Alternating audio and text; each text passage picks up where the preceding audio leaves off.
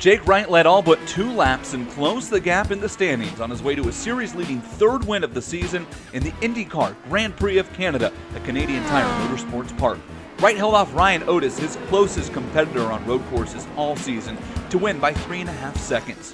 Otis spent much of the race closing in on Wright, but the winner of all 3 road events this season was able to open his lead back up each time. Michael Goodman ran a steady race, comfortably finishing 3rd on the podium.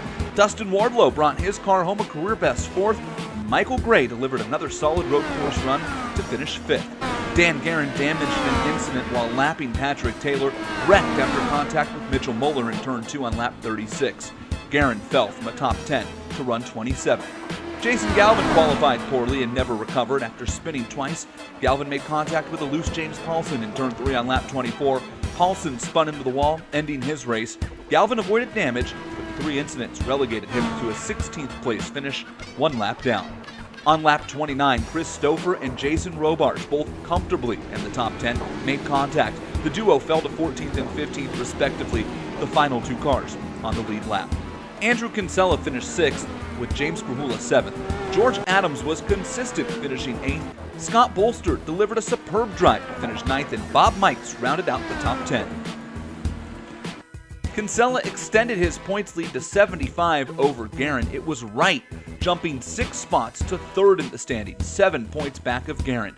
Otis and Gray are tied for 4th, 1 point back of the 2-time defending series champion. Engineered to win, built to last, nothing beats the feel of a true hydraulic braking system in the world of sim racing. HPP's hydraulic pedals and their accessories set the standard for simulation racing. For more info on HPP and the products they offer, go to hppsimulation.com. And for more information on the Lionheart IndyCar Series presented by First Medical Equipment, head to lionheartracingseries.com.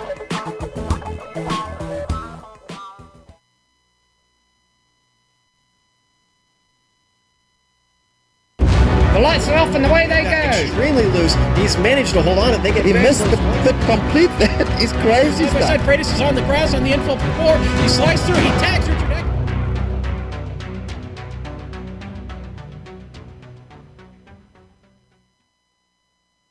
For these drivers, it isn't about the largest purse in Lionheart history, it's about keeping the memory of Dan Wheldon alive. Any one of the 42 drivers can win, but to do so, they will need speed and determination. Rookies must battle hardened veterans, and all must conquer an assortment of roads and ovals.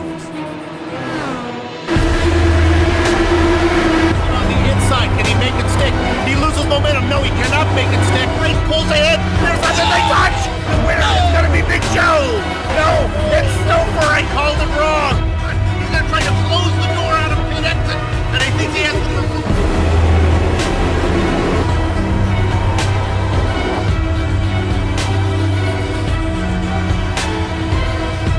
With the history of double-digit winners per season, the challenge will be harder than ever. Which one will ultimately be crowned Lionheart champion? You're watching the Lionheart IndyCar Series presented by First Medical Equipment, the premier American open-wheel championship on iRacing, exclusively on GSRC.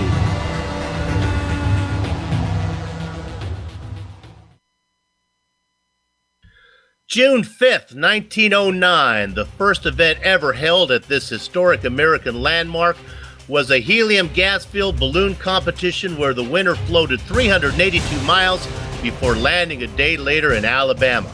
Over a century later, we float in a similar contraption circling the same liftoff point, the corner of 16th Street and Georgetown Road. But 382 miles will not be enough today. Nope, 500 miles is the goal. The Lionheart IndyCar Series, presented by First Medical Equipment, comes to the Indianapolis Motor Speedway for the second jewel of its Triple Crown, the iRace for Gauge 500.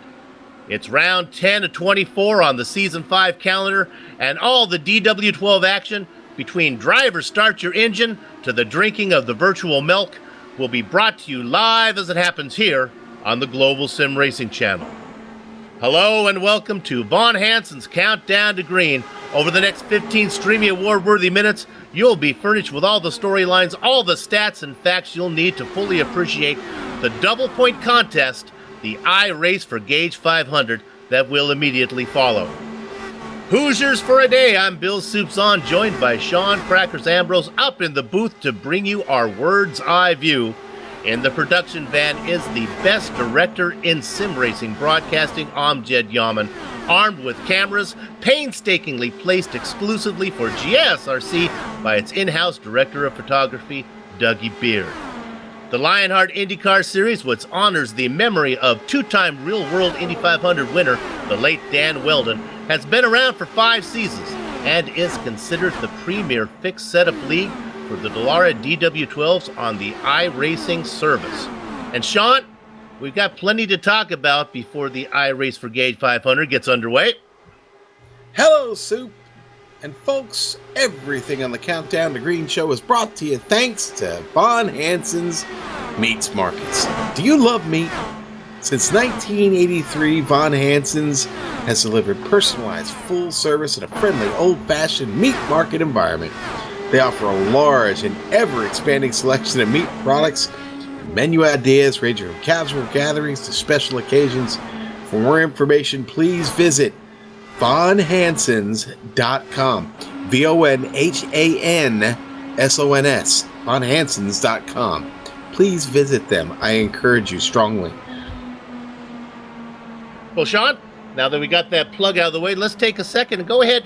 Why don't you run down a little bit of the info here at the famous Indianapolis Motor Speedway? Soup, and I'm very passionate about Von Hansen's. I'm sorry, I got a little worked up there. I knew your mouth was wandering there. Okay, we'll talk more about them throughout this broadcast. Let's take a look at this classic facility here, Indianapolis Motor Speedway. Soup, you don't mistake this track with any other. 2.5 miles. It's 99 degrees of banking in the turns. I will tell you, though, that turns 1 and 2 drive totally different than turns 3 and 4 at this track in this Indy car. It actually rests in Speedway, Indiana, but it is only 6 miles west of downtown Indianapolis, and it was constructed in 1909. It was the first facility to use the word Speedway, Soup. So, now, it's considered relatively flat by American standards, but the track is a 2.5 mile long rectangular oval with the dimensions have essentially been unchanged since its construction. It started out as a brick track. Of course, the yard of bricks there across the start-finish line, legendary. Soup. The best way, though, to get a really good idea of what it's like to get around this track is to jump on board the GSRC Dallara DW12 and take a lap around.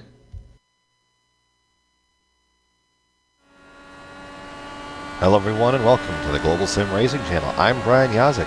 This is Indianapolis Motor Speedway and I'm driving the GSRC DW12 IndyCar. Indy is a track that does not need any introduction and should be on any race fan's bucket list. Without further ado, here we go. Down the front stretch, grandstands on both sides. Very, very easy to develop tunnel vision through here. As you got buildings to the left, right, everywhere. Down into turn 1. Indy has very tight corners. You want to take it a little wider than you think in entry. Through the short chute, into turn 2. Once again, just try not to take it too wide or that car is going to push out to the fence and ruin your day. Down the long backstretch, just screaming up on turn 3 at 225 miles an hour. Down into the corner. Find that white line. Drift it right back out. And then through the short chute, back down into turn 4. Turn 4 and turn 2 have a very easy capability of allowing you to overdrive them. So it's very crucial that you nail your line through there. Not a whole lot of room to move around, but you will see guys probably start to feather the throttle a little bit. You can go wide open for a little while. Through turn 2 again. Don't get out too wide. That wall off of turn 2 has claimed many, many race car drivers and legends of the sport. And it will claim you if you're not paying attention. Down into turn 3 once again. Find the white line. Don't get the rumble strips. Float it back out here through the short chute. Down into turn 4. And let it float out one more time. Down the front stretch. Once again with the screaming virtual fans on either side of you. Without further ado, this completes your track guide around the Indianapolis Motor Speedway. I'm Brian Yazek. This was the GSRC DW12.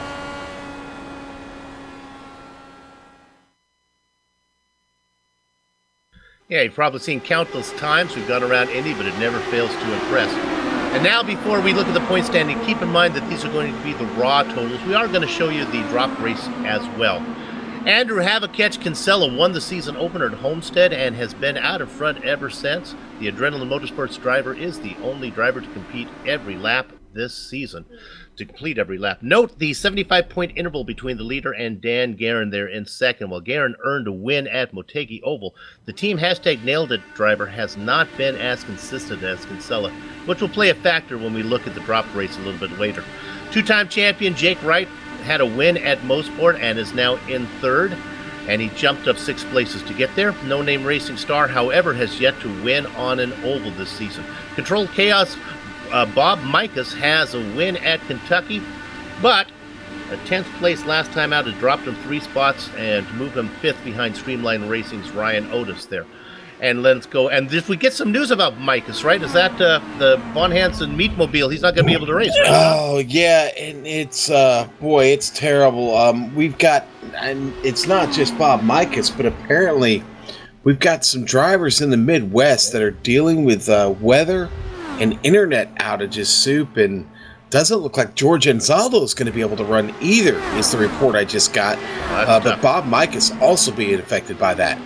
Let's go ahead and look at the driver standings, taking into account drop races. We'll just hustle through these here as we're a little bit behind schedule. You know, as promised, we talked about these. Take a look at that 95, remember that gap that we had up there that was not 75 points? Well, it's only 16 when you start taking into account drop races. But remember, look at the pocket points. Kinsella has 40, and Guerin only has 24. So if Kinsella would be one of those drivers that would have internet problems, he'd be able to cash in on those 40 points. Let's go ahead and drop down to the team standings now. And when it comes to the teams, after some early season juggling, it looks like things have settled down a little bit and order has been restored. But George Adams, Ron Hacker, and Michael Moeller for Blue Bayou Racing finished 4th last time out of Mosport. That was enough to move that team up a spot. They swapped positions with Streamline Racing. Jake Wright, James Motley Krahula, and Brian Yazig won the Mosport Day for No Name Racing, and they remain at the top ahead of Adrenaline and #NailedIt. Okay, Sean, how about some rookie standings? Soup, let's fire up the rookie standings here just real quick. Take a look at him. Andrew Kinsella still sitting up top there in the lead, followed very closely by Ryan Otis, who I thought would not be here today, but is. Look for him to be a contender in this race. Michael Goodman back there just a few points behind Ryan Otis. 11 points separate those two. A little bit further back to Scott Bolster in the top 4. Dustin Wardlow 5th. All the way back to Brian Greenlee, who currently sits 14th, Soup. And now we go over and look at the next one. All right, sir. And now this will be the manufacturer standings. We always love talking about them. Toyota in command right now, taking that lead away from Chevrolet. Chevy sitting 32 points back. Well, you got to go a long way back to Mazda sitting there in 3rd. Ford, the Blue Oval, hanging out in 4th. Closely behind, Honda trying to make a charge. Mercedes not doing too bad, but not quite there yet in 6th. And Tesla getting a few points there, Soup. But boy, have they got a long hill to climb. Okay, we got about 30 seconds. Let's quickly run through the race and series details. Yes, sir. Let's look at these details real quick. First, medical equipment, race details, Season 5 here. 16 ovals, 8 road courses. Yes, sir. This is round 10 of 24 in the DW12. This fixed setup prepared by the league for these drivers for this track. 42 drivers on this roster. It looks like maybe we've got about 34 of them today, Soup. Prizes, cash in this league worth a lot of money. Boy, and the temperature today, 78 degrees, a little cloudy, 89 degrees on track. It's a beautiful day for racing here in Indianapolis. They're wrapping up the lone qualifying now. 2 laps lone qualifying. Today's race, I will remind you, is 200 laps, 500 miles, 75% fuel. Looks like it's going to be about 6 pit stops to get that done. 30 laps on the fuel. Incident cap, we've got those numbers up there for you. No fast repairs. Cautions, yes, if that happens, well, we'll restart single file as we do every week here in the Lionheart IndyCar Series. And oh, this is a Triple Crown race, Soup. And what does that mean? Triple Crown means double points. And it is 100%. That was a mistake on Sean's script there. That was not his It fault. was. Okay, Soup left me hanging out to dry on that. Yeah, I one. There we did. go. Qualifying just about done here. The drivers are going to be called to the grid. Now, when it is time to go racing, nothing beats the feel of a true hydraulic braking system from HPP Simulations. Designed, manufactured in the USA on state-of-the-art CNC equipment. HPP hydraulic pedals and their accessories set the standards for simulator racing. For more information, please visit hppsimulations.com. And now, let's patch into the public address system and go trackside.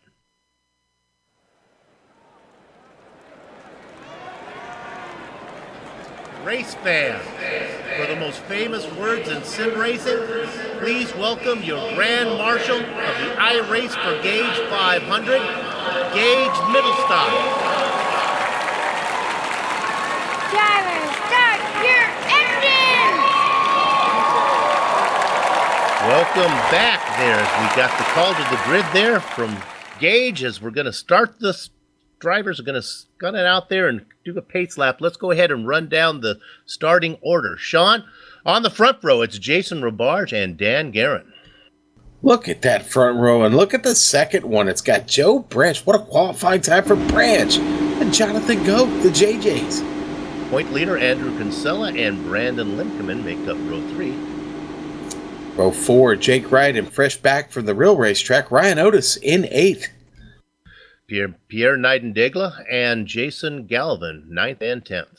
Wow, boy, all the heavy hitters here in the front 5 rows. Go back to row 6, and you're going to find Pete Edwins on the inside. Jack Bogan starting right there with him. James Paulson in the Baker's Dozen spot. He's going to be inside of James Krahula. Row 8, Tony Showen, Christopher. The Racing Kangaroo in the 17th spot, inside of Dave Whammy Barber. And row 10 is going to be completed by Mitchell Moeller and Ron Hacker. Hidden Blackjack, it's Brian Yazek. The double duck spot goes to Matthew Mercer. Row 12, Robert Blue and Jared Turnbull. In the unlucky 13th row, it's Scott Bolster and Vincent Bluthenthal. Oh, no, don't say that. Row 14, Tyler Turnbull. The Big Joe Show, Big Joe Hassert, 28th. 28 drivers able to put in qualifying times, but we do have some more that we're not able to get in here. Now, George Anzaldo is going to be in 29th, Patrick Taylor in 30th. Patrick's taken the grid. So far, George has not, Sean. Yeah, and again, George is going to be out of this. Also see that Sam Tutwiler, also Ed Tutwiler, his son Sam, the kart racer, but Ed not able to make this race either. Another one of our Midwesterners having trouble up there, Sue. Mark Amrick, Dustin Wardlow, 31st and 32nd. Brian Greenlee and Travis Jagerliner line out the 34 drivers whose names are on the list. We're not sure how many are actually going to race. Let's go ahead and go over some of our in-car cameras today, Crackers.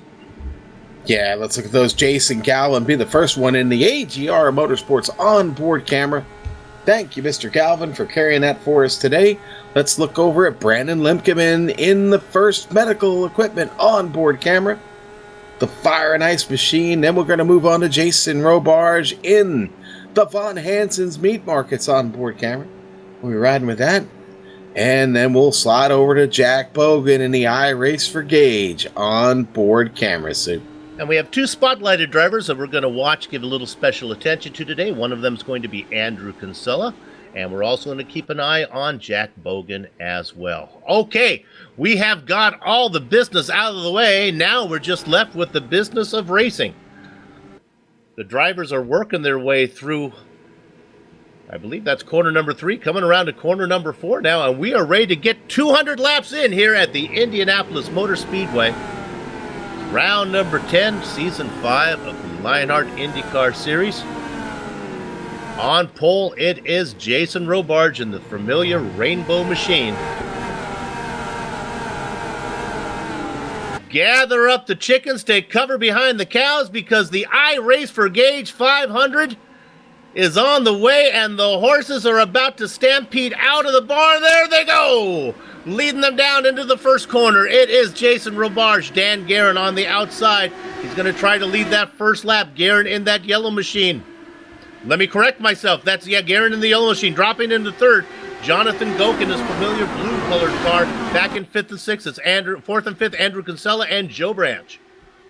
Boy, and they're spreading out quick here, Soup, all the way. Almost a straightaway separates the field nose to tail. And still a lot of side-by-side racing here. Rabarge caught on the top side, going into 3, and the drivers in 2nd and 3rd push their way by. Let's go ahead and put out in front. It is Dandy Dan Guerin. Dave and Penny's baby boy is going to lead the first lap, but I don't think so. As Jonathan Real Thing Goke nips him at the line. Give Goke credit for leading lap number 1. Guerin on 2nd position. Kinsella up to 3rd. The Rainbow Machine of Labarge has fallen back to 4th. Joe Branch racing 5th. They're not done swapping for positions up there. Dan Guerin wants that bonus point for leading the lap. They're not done swapping positions here at the back of the field either, Soup. Watch the leaders coming around corner number 4. Is he going to get credit this time? I don't think so. Dumping in there again. Something to remember. When it comes down to that last lap, when we're working lap number 200, it looks like there's plenty of time for you to make the pass out of 4 before you get to the start-finish line. We've talked about the front 5 guys. Let's talk about 6 through 10. Jake Wright, 2-time champion, running in 6th position. He's ahead of the man from Bakersfield, Jason Galvin, not racing in his familiar KGET machine today, racing into something different. Look at that again. Here's the Fire and Ice machine, though, of Brandon Lichtman on the outside as Ryan Otis. We didn't think Ryan was going to be here today. Otis is on the inside trying to take over 8th position in that white machine, watching the whole thing happen. Pierre Nightingale. Daigle in the yellow car now trying to look to the inside of Otis, not going to do it. Yeah, gonna just be a little more patient there and wait. Car in trouble here just about a lap ago. Jared Turnbull was up in the wall. He now leads the battle all the way back here for 24th spot. A lot of company, Vince Blumenthal, Scott Bolster, and Tyler Turnbull, a familiar name. Tyler Turnbull, of course, of Area 51 Racing, hoping to get a good one in so he doesn't have to pay for repairs. And as I say that, I see that Jared just put the car bouncing off the wall a little bit. He keeps it going. Let's go back to 26 right now. I'm getting a bad feeling what's going on here. Vincent Blumenthal, Jared Turnbull in a battle, and Tyler Turnbull, a pair of Turnbulls racing each other. Sean, what is the relationship between those two? Uncle and nephew. Nephew. Right now, they are doing a little Turnbull dance as they swap position for 26th. So far, as we work in lap number 5, knock on this piece of imitated wood right here, we are still green. Let's see how long we can keep it going. We expect them to be able to run about 30 laps, maybe 32 if they're in the draft, maybe 33 if you're Rossi.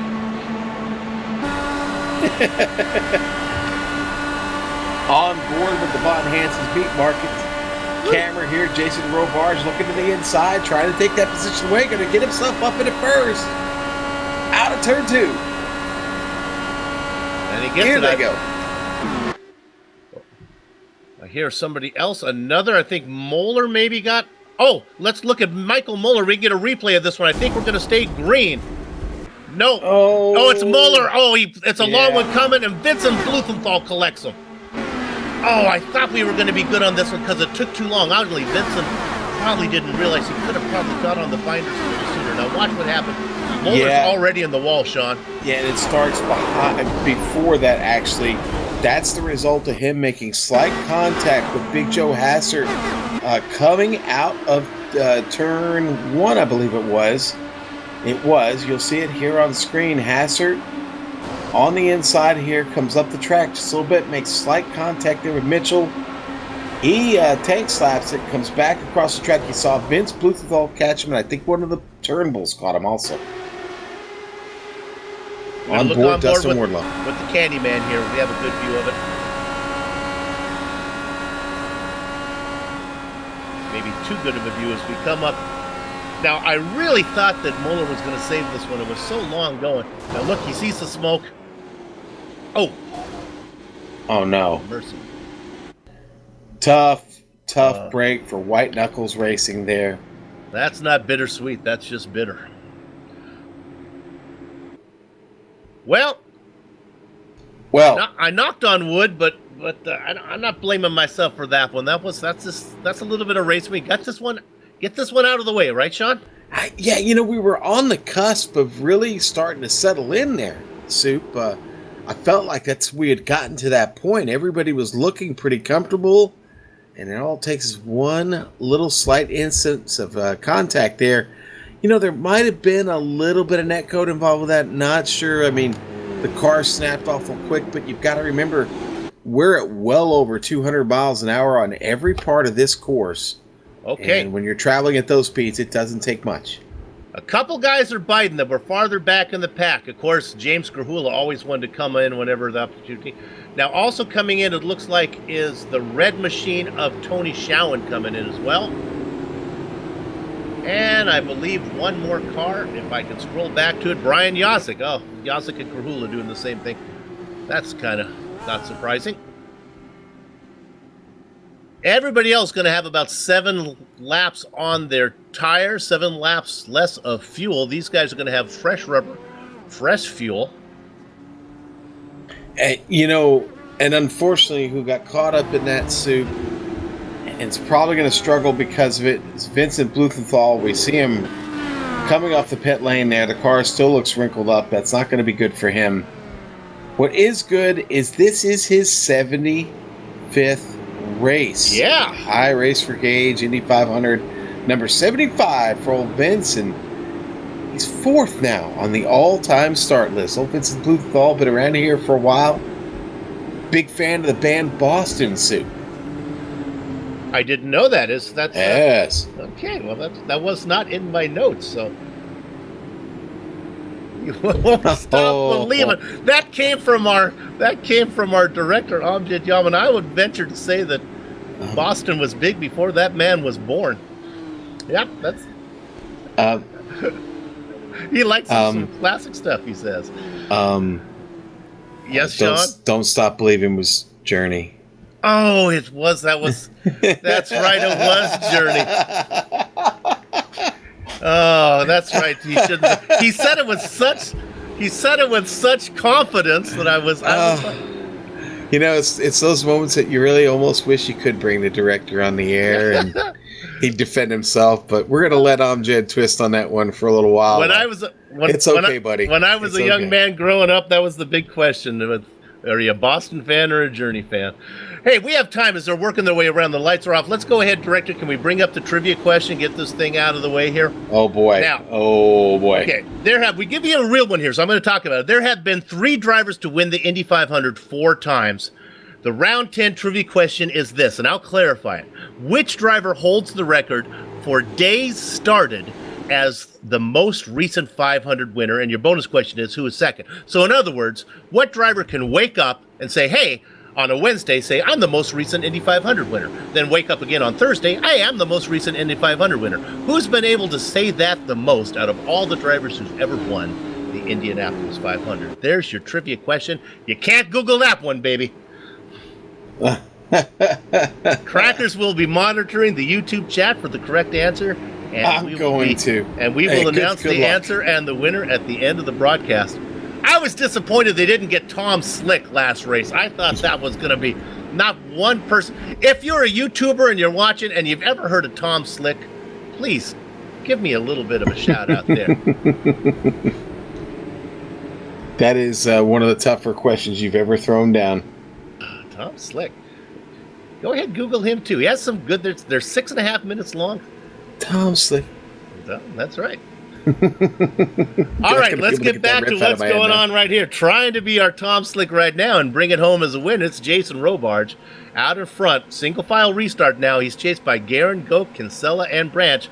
Remember, there were a handful of drivers who came in for a stop, led by James Grahula, Tony Schowen, and Brian Yasek. Okay, the pace car's in, and we are going green here, working lap number 10. It is the Rainbow Machine of Jason Robarge out in front, Dan Guerin in second place. Single file, everything looks good behind us. They negotiate through 1 and 2. Sean, they're spread out a little bit. It starts to get a little busy back there around 17th. Jack Bogan, looks like he's in a mix of it. Yes, he is, sitting basically in the rocking chair. James Paulson, Ron Hacker right up in front of him. Matt Mercer, Big Joe Hassert, James Carhula swarming behind. Carhula guy we got to keep an eye on. Remember, he's on that alternate strategy.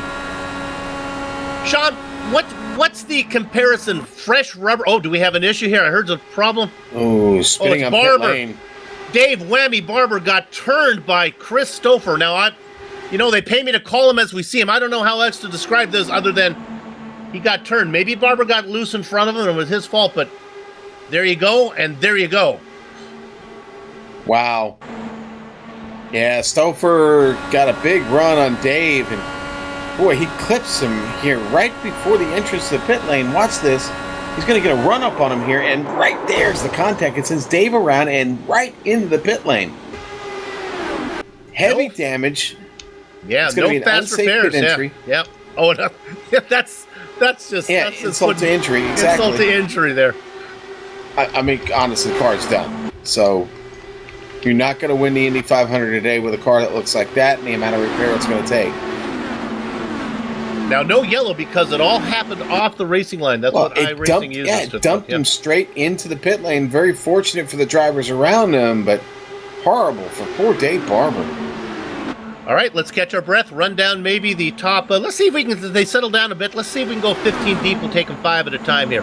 Out in front, it's Goke. Now, this is going to change up, but right now it's Goke, and of course, he's not going to be able to lead the lap because, as I say that, going around him in that.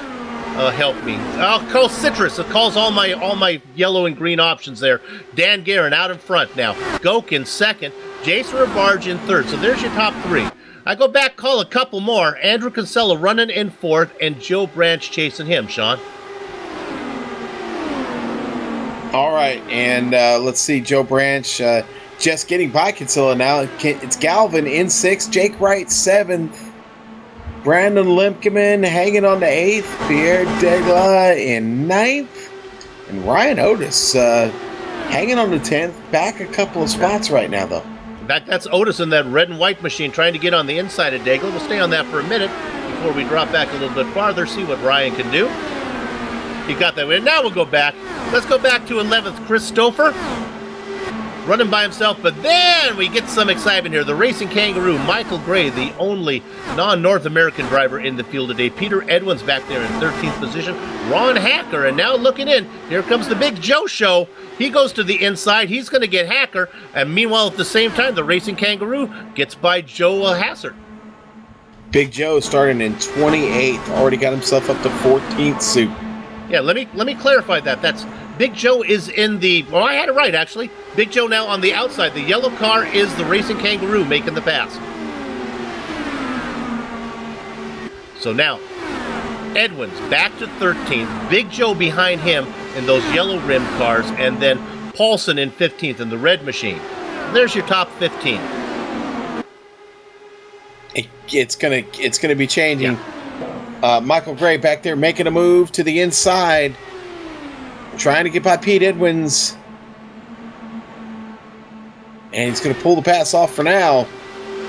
Going to try and bring Big Joe Hassert along with him. Big Joe, though, stuck behind Edwins. Nowhere to go. Give that battle to the Racing Kangaroo. He's up 5 spots to 12th. Big trouble. Bolster in trouble, and it looks like he was also, there's another Turnbull involved. I'm not sure if Jared's going to come away badly on this one. I think he's going to be okay. Bolster is on his hood. In fact, he takes quite a ride. He gets up into the catch fence here. Ouch. Yeah, that's Bolster and Turnbull getting together. They were actually kind of transposed over each other there. That could have been a little bit of net code. They were clearly together. Bolster takes a big ride. Yeah, and now it'll be scrambled to catch the pace car. This can take a little bit of time here at Indy because the field spreads out so much on those single file restart soup, and it gets them scattered basically halfway around the track. And generally, when you get a caution like this, that pace car gets out immediately. It takes a while for everybody to cycle around and catch up because you're being careful.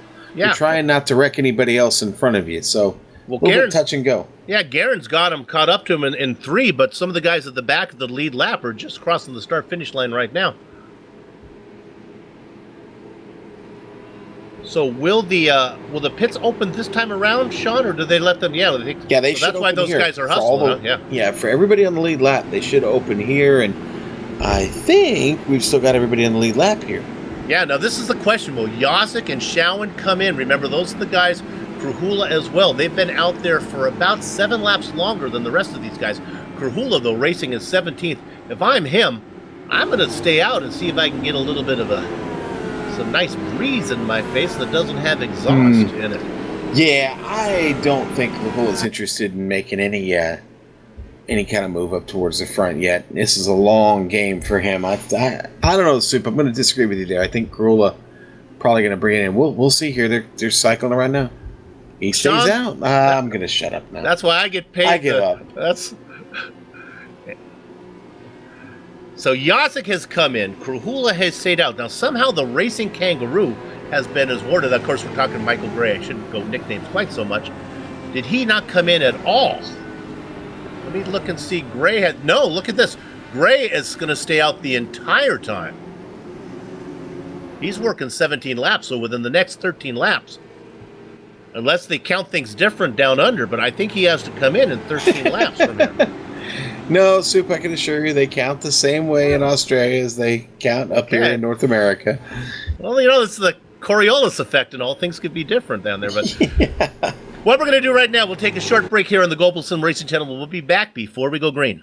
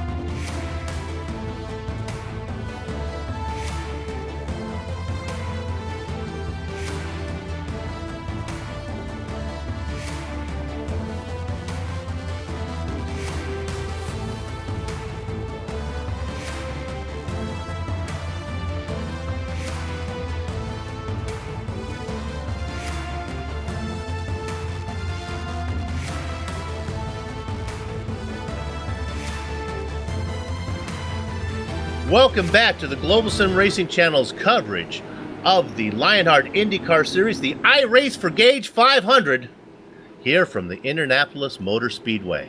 Let's update you as they're about to go green.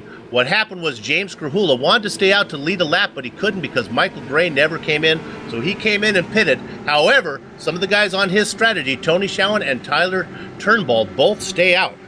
So they are on an 11-lap stint right now, and our leader out in front, the Racing Kangaroo, Michael Gray, the only guy on that 19-lap stint. And we go green, and Gray is working lap number 20. Second place, Tony Schowen. Tyler Turnbull, the Area 51 driver, racing in third. The blue machine of Goat gets to the inside of Brian Greenlee. And let me correct myself, Greenlee a lap down in 29th position, so racing in 5th is Dandy Dan Guerin. Look at Greenlee, though. Greenlee makes a move. There are no lucky dogs here in the IndyCar League. If he wants that lap back, he's going to have to do it the old-fashioned way. Boy, big scramble here for the top 10. Brandon Lemkeman leading Jason Galvin, Jake Wright, Ryan Otis, Pierre Degla, Chris Stouffer. What a hornet's nest we've got here. You can see that long camera. So they're coming in there like 4 or 5 wide coming at you. In the mix, 13th position there is Otis. You know, Wright is involved in that one. Wright gets very high up into the gray, racing in 13th. He's in that white, blue, and yellow machine. Now ducking to the inside. There's the Fire and Ice car. That's easy to see. That's Brandon Lindkeman, racing in 9th position.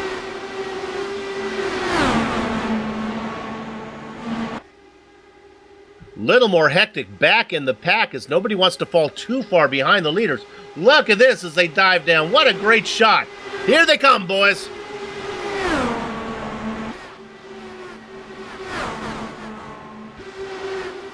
So far, we stay green here, racing our 3rd lap on this stint. Your leader, Tony Schowen now. The Racing Kangaroo making a move on the inside, heading down into 3. Remember, the top 3 guys, that includes Tyler Turnbull, on an alternate strategy. Sean, I've been trying to ask this question all race, and things keep happening. I'm going to try it one more time. What's the difference between light fuel and old tires? Which one do you want? Which makes you go faster? Light fuel, old tires, not so much, Soup. Not so much. Give me fresh rubber and a full tank? Is that what you're saying? Yeah. Give me fresh rubber and a full tank. Now, late in this race, position very, very important. So, old tires and lighter fuel, you can try and work with it as long as you're fighting with clean air and nobody behind you. We just see Tony Schowen get to the front of this field around the Racing Kangaroo, Michael Craig. I know what his name is. Well, you've been up for a long time. We'll talk about that a little bit longer there. Boys and girls, Sean's going to get a little bit loopy. Go ahead. The Kangaroo fighting back. He's kicking. He kicks Tony Schowen to the curb. Coming out of 2, Michael Gray back to the lead. No curbs in Australia. Kicked him into the billy bog. I'm not really sure what a billy bog is, but it sounds like something you could get kicked into. Now the red machine, Tony Schowen, back out in front of us. Those continue. I'm not sure if they're racing or dancing up there. They might just be leapfrogging and looking for position. One guy that's happy to sit behind is Tyler Turnbull. Now remember, look at those. They come at you. These are fixed setups. That's kind of a double-edged sword. I like fixed setups because I think it prevents drivers from giving a setup that is way too edgy, that causes a crash, that causes too many yellow flags. The bad news is, and Sean, you talked about this, you're not allowed to make any instant adjustments. You can't be fooling around with any of the levers. No, you can't. And, well, that presents a bit of a challenge. Really, to get the most out of this car at this track, adjustments aren't bad over a long run. Anybody can run this car on a fixed setup over a short run, but as the fuel begins to run away from the tank and the tires start to wear out, if you're riding in the drafts, it's all about balancing the weight of the car. And Schowen making a move back here up front on board with Robarge now in the Von Hansen's onboard camera. And that's Dan Guerin getting by him up at the front of the field, though. Schowen just takes that position back from the Racing Kangaroo. Michael Gray making a move to the inside, going into 3. Gray gonna take it back, Sue. Yeah, I'm not all that excited about what's going on out there. It seems like it's almost half rehearsed by those guys as they continue to put in some good time. Oh, mercy! It's the Rainbow Machine. It's our Von Hansen's meat onboard camera. And my goodness, when we go to the onboard camera on this one, folks, make sure that you've had your lunch. Not yet. Watch this one. This is what you call a barrel roll. Yeah, and it's going to be contact between him and Jonathan Goke. You know, Right. Soup, you talked about calling it like we see it. I mean, Robarge, the wheel never moved. He was in his line. Get out your Dramamine, folks. Looks like Goke might have actually traveled up the track a little bit, makes very slight contact. Here it goes, and not good. Pavement sky, pavement sky, pavement sky, grass, pavement sky. Soup, we have some very, very astute No. Indy fans. Are you telling me we have a winner to the trivia question? I'm gobsmacked, to be honest with you. But yeah, we got some pretty wise dudes over here in the chat today. Where were they when I had the Tom Slick question? Well, what we're going to do, we're going to save this one. This is what they call a little bit of a tease in broadcasting. Yeah. We're going to save the answer to the end of the broadcast, so you have to watch all the sponsors that make this race possible. Right now, it looks like our leader has finally had to come in, and you know what? I'm not sure if this is where he wanted the yellow flag. Yeah, he's not going to lose. This is kind of a tough situation. He's not going to lose a lot of time, but he's going to lose a lot of track position here. If he were to pit under green, the leader probably could have come in and still got out on the lead lap. Then if another yellow comes, he could keep doing this alternate cycle. Well, we'll see how it plays out. Well, our leader, Tony Schowen, has been out for 20 laps, Soup. And, well, that's everybody behind him, 10 laps. Yeah, he came in he was in that Krahula bunch there that came in on the first yellow. He's going to stay out for a while. Well, we planned ahead here at the Global Sim Racing Channel. We have lots of yellow flag material for you, so let's see what the director wants. So maybe we want to bring up one of our spotlighted drivers. What's the director want to do? You want to do that? We're gonna bring up Jack Bogan here. Yeah, let's take a look at Jack Bogan. That would be great, Soup. Jack been around a while here. The Area 51 racing driver has 61 starts in the Lionheart IndyCar Series. Best career finish of 5th at Iowa back in Season 3. Best career start, a pole in Phoenix back in Season 2. And his best Indy 500 finish, the iRace for Gage Indy 500.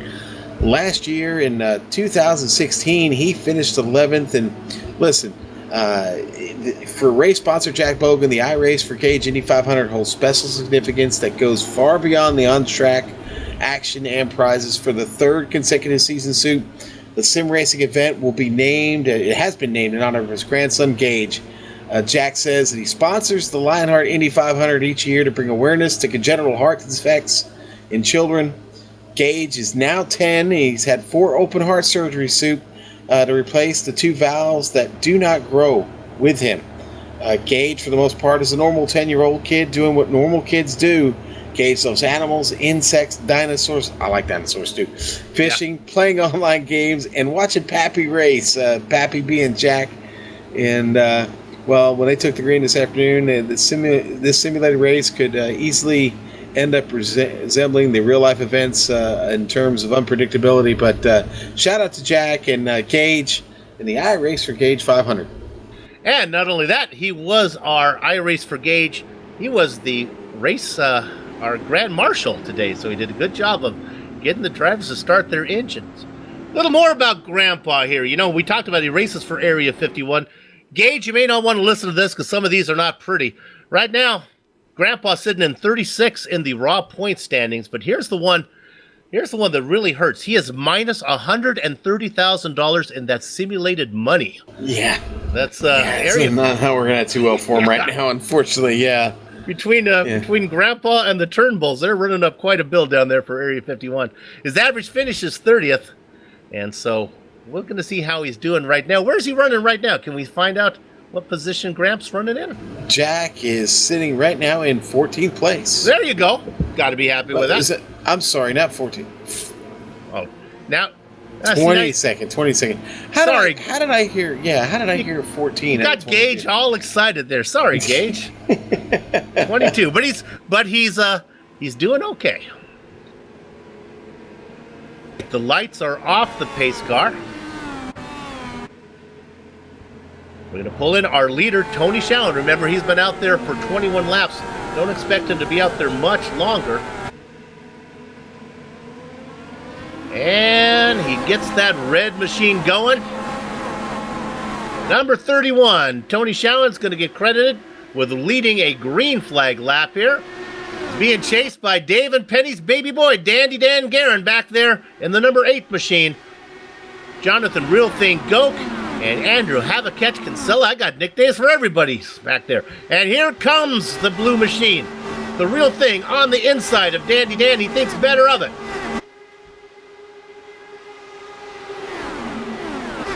Now he's going to get in. Uh-oh. And going back, the red machine of Tony Shallen dropping like a pigeon. Sean, you talked about old tires. I think that's a good example, huh? I think it is. Jonathan Goat. Ooh, making a move to the inside on the inside of Dandy Dan Guerin. Goat up to the lead. Let's give a tip of the hat there to Shallen. Did a great job of getting out of the way. Yeah, the car's not fast enough. Now he's back there. Probably the best position for him to be is back in the toe, where he can pick up a little speed. Meanwhile, exactly. Guerin gets the lead. Best spot for him to be on track if he's got old tires is in the toe here. Get it to help him out. Give him a little bit more speed, Soup. Certainly not going to help him with the grip any, but again, going to help him with a little bit of top end speed. Goat looking back to the inside of Guerin. John Goat going to get credit for leading that lap. Passing looks very much like the real world Indy.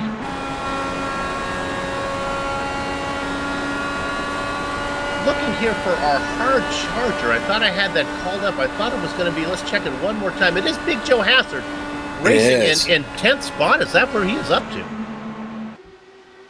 Yeah, the Big Joe show on rails right now. He up 18 spots, sitting in 10th. Wow. Looking for more positions in front of him. Going to have to get through the likes of Chris Stouffer, Ryan Otis, Brandon Lemkeman, all right up in front of him there, Sue. He's on the same pit strategy of all those guys. These guys are all racing here with about 15 laps on the rubber.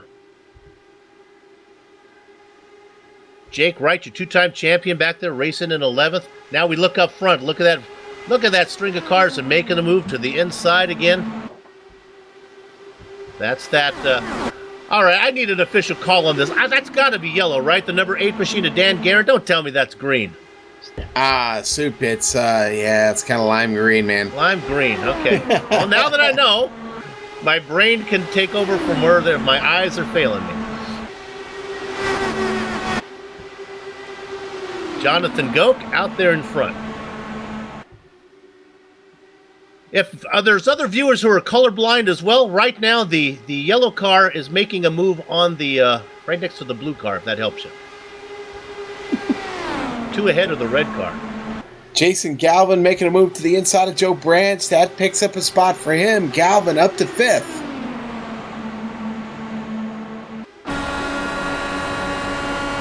Right on board with Brandon Lemkeman. Brandon racing right now in about, 7th position I think he's racing in. Sue, we may have to shut down the trivia questions. I mean, we've got a huge debate going on over here in the chat. I mean, this is, I think we may break the internet, to be honest with you. Well, I'm glad. That's what it is. We like to make it a little interactive there, get those internet guys watching there. We've got SCB and Norge 125 and Chad Irvine all going at it. A major debate going on over there. Any of them talking about Tom Slick? No. His name hasn't come up. There we go. The first medical equipment on board camera. Brandon Lemkeman there. Blue Bayou Racing's own. Sitting in 7th. In one of the prettiest cars out here, the Fire and Ice Machine. Man, it's a good looking piece.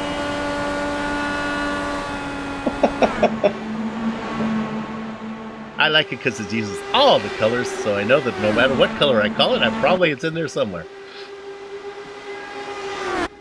Now, the question is, we have another pass for the lead. We don't want to be too cavalier about this, as there's another pass ho-hum, but they seem to be getting this organized. Goke out in front. What is interesting is how long Schowen is going to be able to stay out there. It's got to think about another, maybe 2 or 3 laps. There were a lot of laps under yellow, so he could probably stay out well past the 30 mark. In the Absolute Beginners series that we cover, we have a segment called The Number to Know, and we don't have it here for this one, but I'm going to tell you the number that you need to know is 167. And I believe that is the earliest lap you can come in and have a chance to get to the end. Remember that number. If you're watching at home, lap 167 could be very important. The number to know. I want you to write this number down. Okay. 8675309. Try and read it back without singing it. There you go. 867.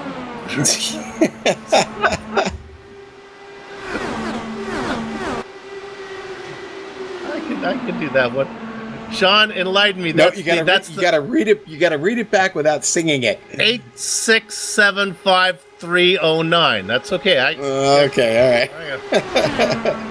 Look, is that the my baby was a centerfold guy? No, actually, it's not. Oh, it's not. That was Jay Giles, Angel in the centerfold. I thought that was 8675309 too. All right, let's. No, 8675309. I think that's the Strokes. Okay. I was going to talk about the battle. Brandon Lippman now sitting in 7th place, but man, he's being closely stalked. I don't know if that's the right word for it, but he is being stalked by Stouffer and Joe Branch right now. Branch making a move to the inside across the start-finish line, going to try and take the position into 1. He does. Nice move. Now maybe might get crossed over. And Lippman now fighting with a little bit of clean air there in front of him. That's going to make him a faster car soon. And there's another pass. We look there at 11th, Jake Wright. Meanwhile, our leaders make a pass up ahead. Okay, it is lap 32 for Tony Schowen. Maybe we can put the camera on him. Is he coming in this time? Nope, he's going to go around one more time. Just ahead of Havakets Kinsella. Kinsella leading in both the raw points and the drop race points as well. He has been really consistent.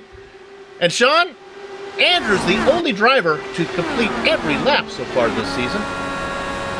That's just crazy. See, think about that. That's the perfect season. That is the perfect season. Racing in that Jim Beam machine. I mean, are you supposed to talk about the no-hitter while the no-hitter's going on? Well, I feel bad bringing it up. It's race 10 at 24. This is like you having a no-hitter through 4. I think it's safe to talk about it. Okay. Tony Schowen staying out again.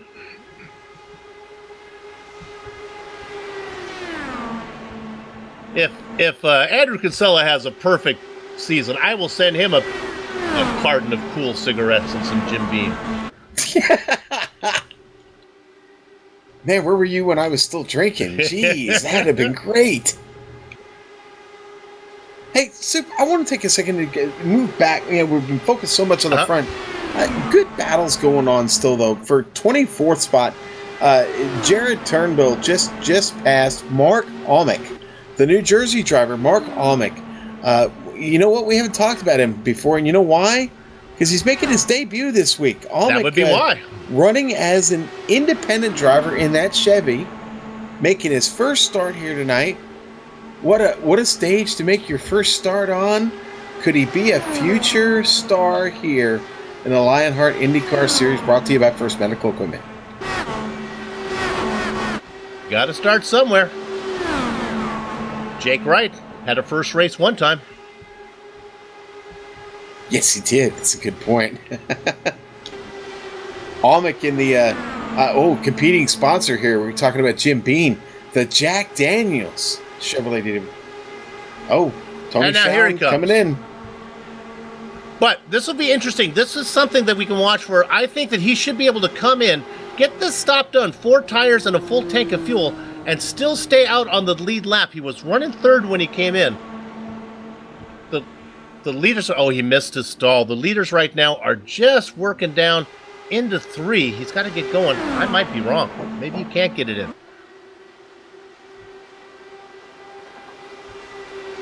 And now our leader's coming out of 4. And let's see, just so we can mark, there he's beginning to roll.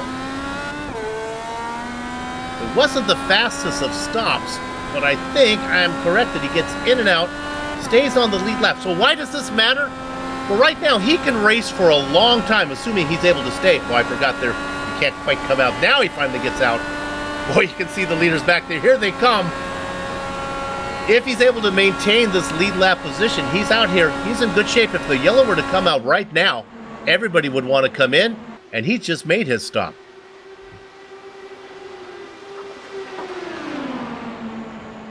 But the bad news, Tony, is they are a-coming. They are about 20 car lengths back, and Guerin and Goke are doing the two-step, gaining about 4 or 5 car lengths down each straightaway. I think they're going to run you down here pretty quick.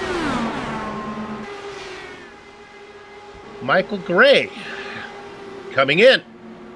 Here he comes, the Kangaroo bringing the Mazda down.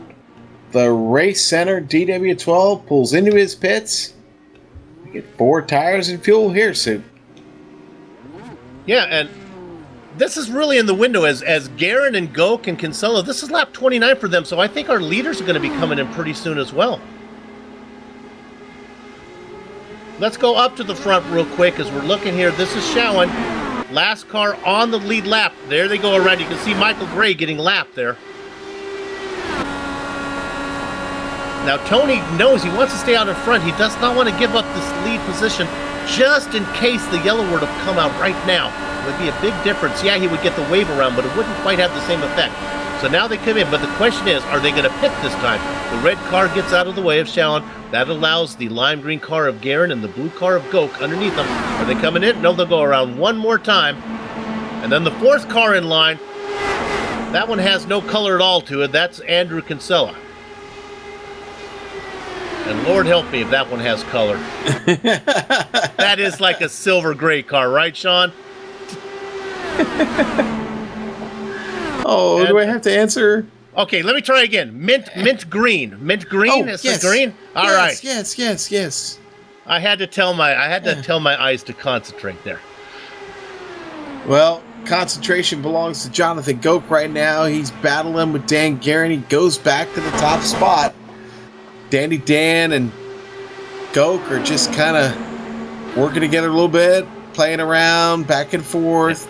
Dan going to come back by, give that lap to Goke, give the lead to Dan Guerin now. And Andrew Kinsella just going to sit back there and ride and let those two keep poking at each other with their paws. Well, they're working lap 31. I think they're all coming in this time. I hear Guerin just came over the mic. I didn't hear it. I got it as soon as it says I'm coming in. I don't know what else he would say. Goke goes by on the inside. It's a bit risky when you hear a guy just come over and say I'm pit. Let's see if they all come in. I guess Goke wanted to be first down pit lane. Nope, they're going to stay. There it comes. Okay, there comes Guerin in. Kinsella stays out one more time. And that's going to be 33 laps on a fuel run. And that's impressive. That's a good run, Sue. Now, draft a little bit of a factor in that, but looks like a lot of these drivers approaching that 33-lap mark. Now, what will be interesting, what we'll watch here is, this kind of seems kind of strange. We want to pick up Tony Showen here in a second. As Showen's coming around right now, I would imagine the leaders stay out again. This is good news for Showen, because he can stay on the back of these guys here, Goke and Kinsella. Now the question is, where is our Guerin? Is already, he's in turn number 2 right now. He's going to get out way in front of the guys who have yet to pit, including one of those guys was Showen, who's already made a stop. Ryan Otis making the call to come on in the pits. Lots of drivers. Soup. The window is open. It's wide open. They are on their way to the pit now. Ryan Otis leading a group of drivers coming in.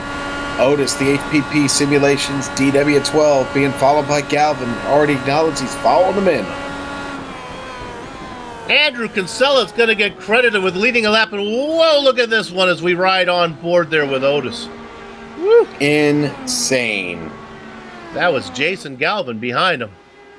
Meanwhile, Kinsella has stayed out one more time. That fuel cell's going to look like a syrup bottle after a pancake social. He's got to come in this time.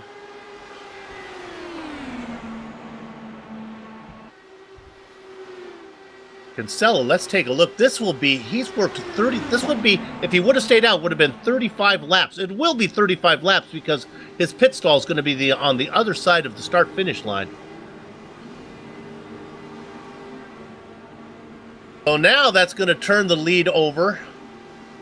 Well, I imagine Joe Branch is going to come in. James Krahula might inherit this lead. And what do you know, Soup? Well, he's got Tyler Turnbull just got past him. By him, actually. yeah. Yeah, but this is a battle for what's going to be the lead when Joe Branch brings that car down. And Krahula looking back to the inside. And that Patriot Fire DW12 brought to you by NP3 Designs. The Toyota is fast. Got the position on Turnbull right now. Okay, Branches comes in. Now these guys can stay out for a while. They probably got another 5 or 6 laps before they need to come in. And we're talking Krahula and Turnbull, yeah. More issues out there involving the internet storm that's going on this afternoon in the Midwest. Brian Yazik disconnected, already about 10 laps down. I think he's going to keep her behind the wall. A tough day for the HPP Simulations driver. Yazik really, really needed these points, needed this race, and now he's out. Yeah, it's a weather storm that's getting a little different than an internet storm. And this is going to sound cruel to Brian, but I'm hoping the reason you're out is because your area is having bad weather rather than the iRacing platform having issues. That's always sad.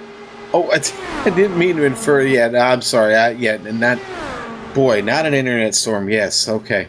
We've had our share of those. Yeah, we don't want to go that way. So, James Krahula.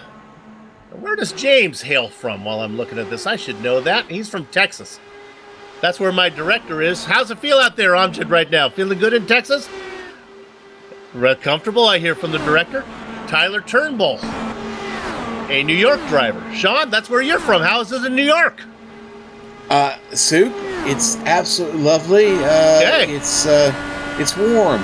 It's a bit warm. Well, if the trend continues, I got Texas and New York. That's our director and a commentator. Third place should be from California. That's where I'm from. Jack Bogan, where are you from? No, you're from the Northwest. Well, that's close to California. Close enough, right? Yeah, same ocean. Jack doesn't have a dance partner right now. Jack out there just strolling along by himself. Is on the same strategy, though, with those 2 cars in front of him, Tyler Turnbull and our friend James Krahula, who is now the leader of this race. We gave him a little love earlier. How back to 4th position? Our welcome to the Lionheart IndyCar Series. How about a 4th place right now from Mark Amrick? Let me correct myself. 3rd, so I guess he's 3rd. Did somebody just come in for a stop? Tyler Turnbull, yes, came in. Turnbull comes, so Amrick moves up another spot. The Area 51 driver, Turnbull, comes in. Boy, they could use a good payday for that. If he could get a top 10 for Area 51, try to get that team into the black of the simulated money. IndyCar pays not only double points, but it pays bigger prizes as well in the simulated money category.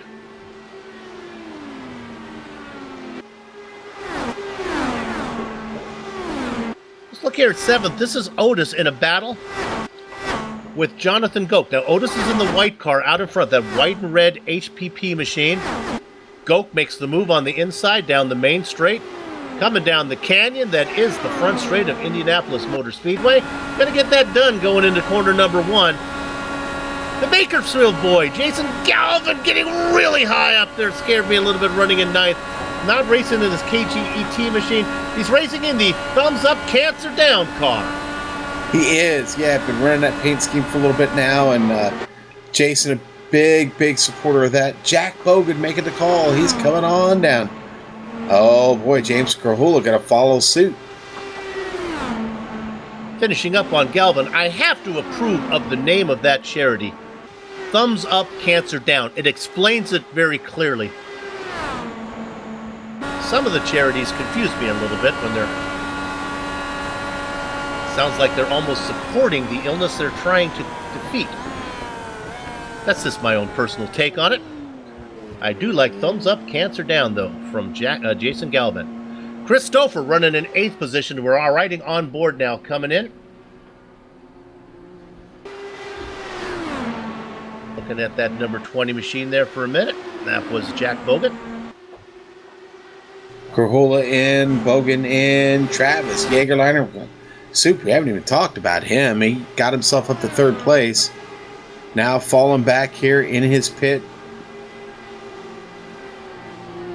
So I think when this is all said and done, it's been a while ago, it's been about 10 laps ago when Dan Guerin made that stop, but I think he's going to get the lead.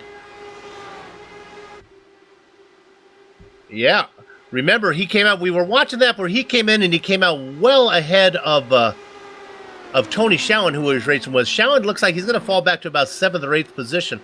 I think Guerin's going to have a lead on Goke, because Goke is going to be 2nd. Yeah, Goke 2nd, Galvin sitting at 3rd, Ryan Otis up to 4th, Soup. Yeah, now I want to look here at Galvin.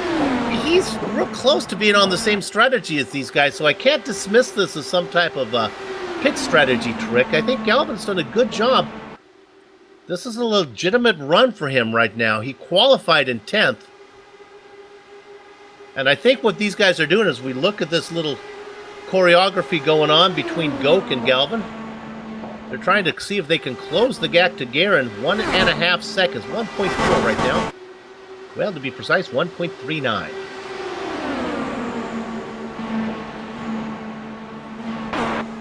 Now, Dave and Penny, Dandy Dan's mom and dad watching from the Midwest. Hopefully, Dan won't suffer any of that internet problems that are going on.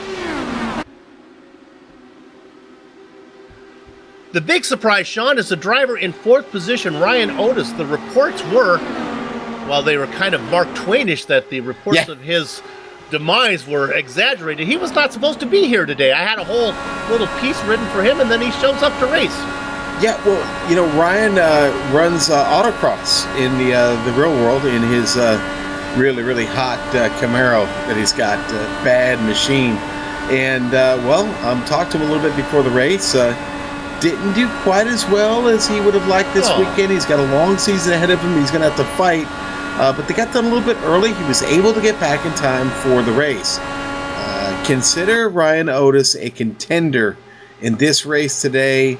Ryan, a very solid endurance driver, Soup. And remember, when I say endurance driver, what type of driver you're talking about. It's the exact type of driver you want to have behind the wheel in an Indy 500.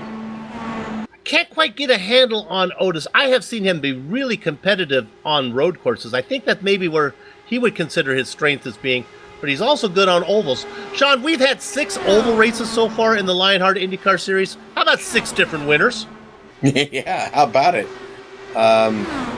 Certainly a reversal of fortune from last season where it just seemed like every time there was an oval race, well, Jake Wright was there.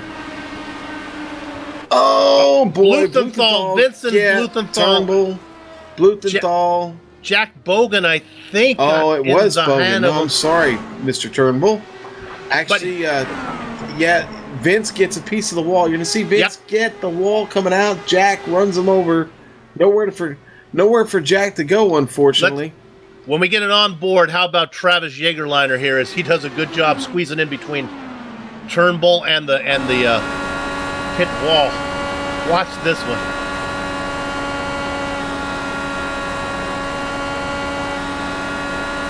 And here he comes, is the rear view.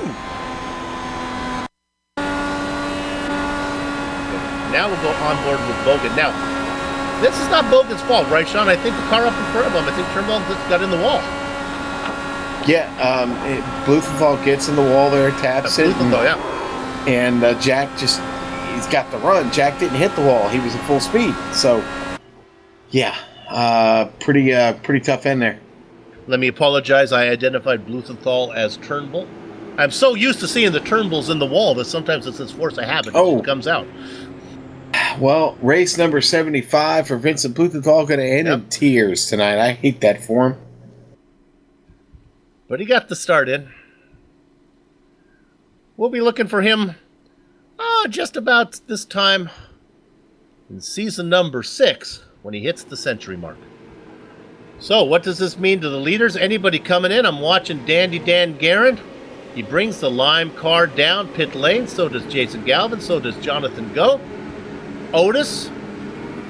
Chris Stouffer going to side to stay out as long as so does Joe Branch. Tony Schowen and Degla coming in. Havakech Kinsella is going to stay out. He's going to inherit third position. Mixed strategies. Sean, as we're working lap 66, you can almost start now to start counting back 30, 31 spots, 30, 31 laps here as you maybe think about when do you need to come in. It could go green. You know, one of the advantages of these long pit stops here at Indy is you have time to think. You have time to crunch numbers, and I got to be honest with you, you're starting to crunch numbers at that very, very first caution flag you hit, Sue. That's me. That's the way my brain works. What we're going to do right now is take a short break, but we'll be back here, and we'll pick it up when we come back before we go green. Back in a few.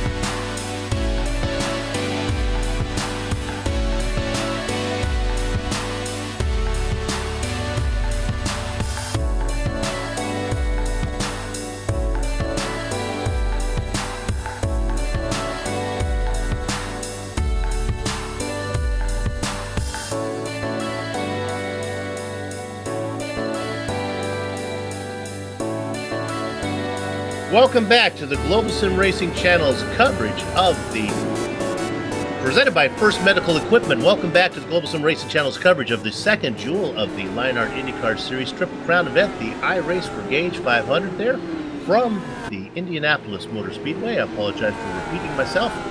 Lost my spot. We are working lap number, well, I'm on the pace car, so that won't tell me as it's lapping lap number 1. Lap number 67. You know, Sue, I got to bring this up because they're talking about it in the chat. And I didn't even think about all the guys that are getting to race tonight. You know, one of the really, really unique things about the Lionheart IndyCar Series is the amount of work these guys put in, week out. Practices, practice sessions, the hours. Yeah, Dan Guerin's legendary. What, thousands of laps he puts in for a road course race just so he can be better than Jake Wright? I mean, imagine a time that has been put in here for tonight. Oh, the pace car's off. I better shut up. Well, Sean, for those of you sorry. watching at home, this is an example of Sean Ambrose there probably being on replay as we're working the green lap right now. We're just going to let you ramble, Sean. I was going to interrupt you if anything really happened there. Our leader coming across, trying to lead the first green flag lap, 68. I don't think it's going to happen. Getting in there, trying to get it. That's that gray machine. Not going to work there that time. Kinsella does not get credited with leading the lap, but he is leading right now. So, Sean, go ahead and finish your point that you were making there as we were going. Well, no, just all the laps that they put in practicing for this event. We didn't have a race last week just for the simple fact that they were getting ready for this big race. And to not be able to race, just absolutely heartbreaking. Yep, this is something that, in fact, we had one of the drivers, he will rename nameless so he doesn't get put in the doghouse. But, well, I guess if his I think it was his fiance or his wife, it was his anniversary today or her birthday, I can't remember what, and he was going to have to race instead. Won't say who that driver was, but it was an interview on air, and his name does rhyme with Mames Brahula, so you can figure that one out on your own. Our leader now, Chris Stouffer. Let's give a little love. Racing out there in the number 7 machine. Yeah, well, Stouffer putting it there in the front, but Kinsella not going to let him have it for long. Going to fight back. Ooh, give the position to Kinsella across the line soon. Just taking it away. Stouffer with a chance to lead a lap there is taken away from Kinsella. Kinsella goes to the front.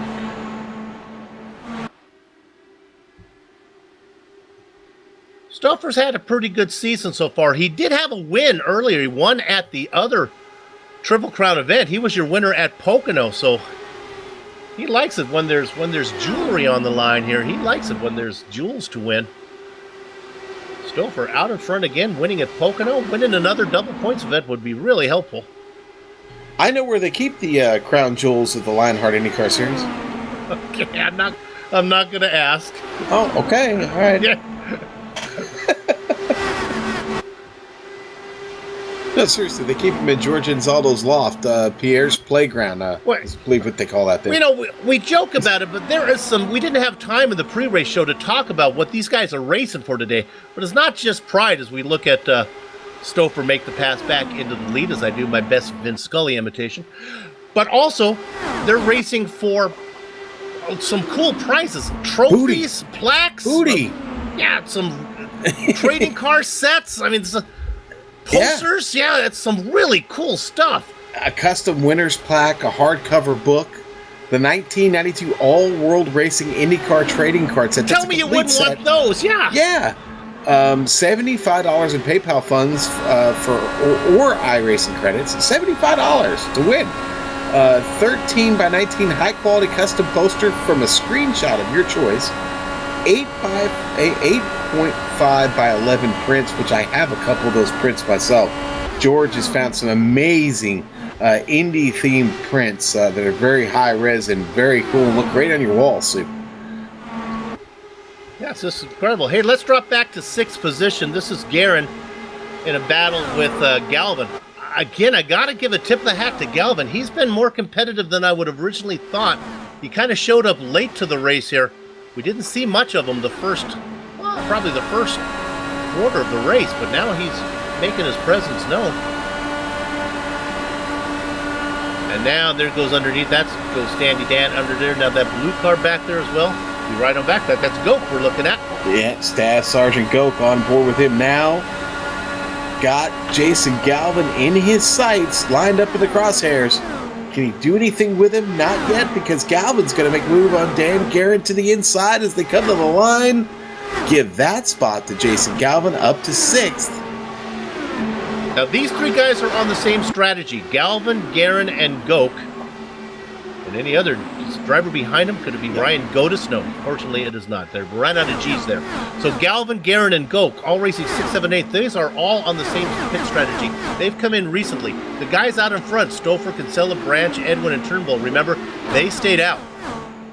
Now, Soup, another thing that they've got going on here in this little 3-car battle here with Guerin, Galvin, and Goke is they're working together and doing a little bit of leapfrog, trying to get themselves a little more speed to get to the pack in front of them.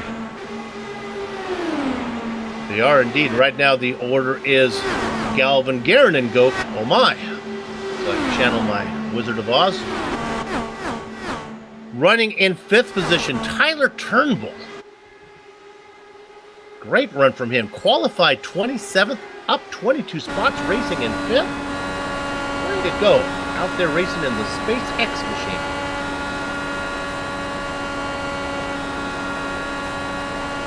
You haven't seen one of those SpaceX, I can't believe I'm going to say this, rocket landing. Check it out on the internet. It's pretty amazing. It is, Soup. Amazing technology. Ryan Otis stepping out, making a move on Jack Bogan, taking away 9th spot. You got Jake Wright just behind Jack Bogan. Bogan starting. Oh, Bogan gets up in the wall. Tank slapper for Bogan. Still going to try and make a move on Otis down on the inside. Oh boy, be careful here.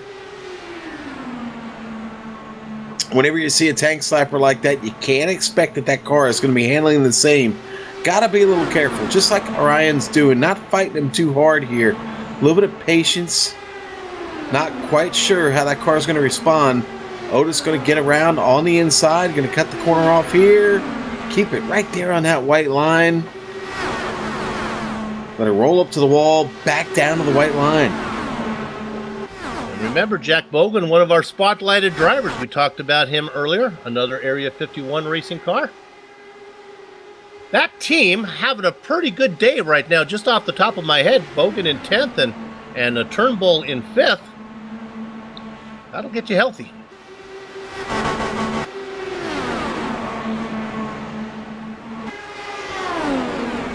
And now the pass being made there, as that is Jake Wright. Haven't heard much from Jake. That's because Jake just staying out of trouble.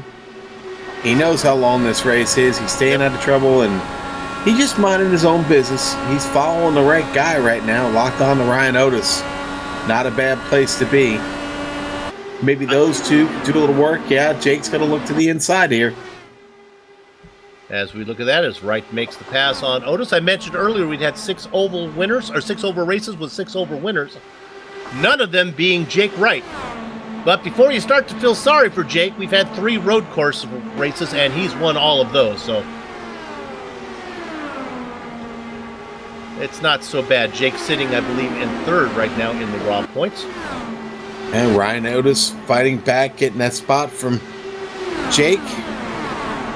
Otis inside the top 10. They're in 9th. Boy, it was last. Go ahead, Sean. I was just saying, another smart driver, not really in too much of a hurry to get anything done here early in this race. Yeah, I think it was last season. I was new to the Lionheart series. I believe we were probably doing a road course race. I can't remember where it was, but Otis and Wright put on a great show. Those guys, when they are on their game on a road course, they are impressive.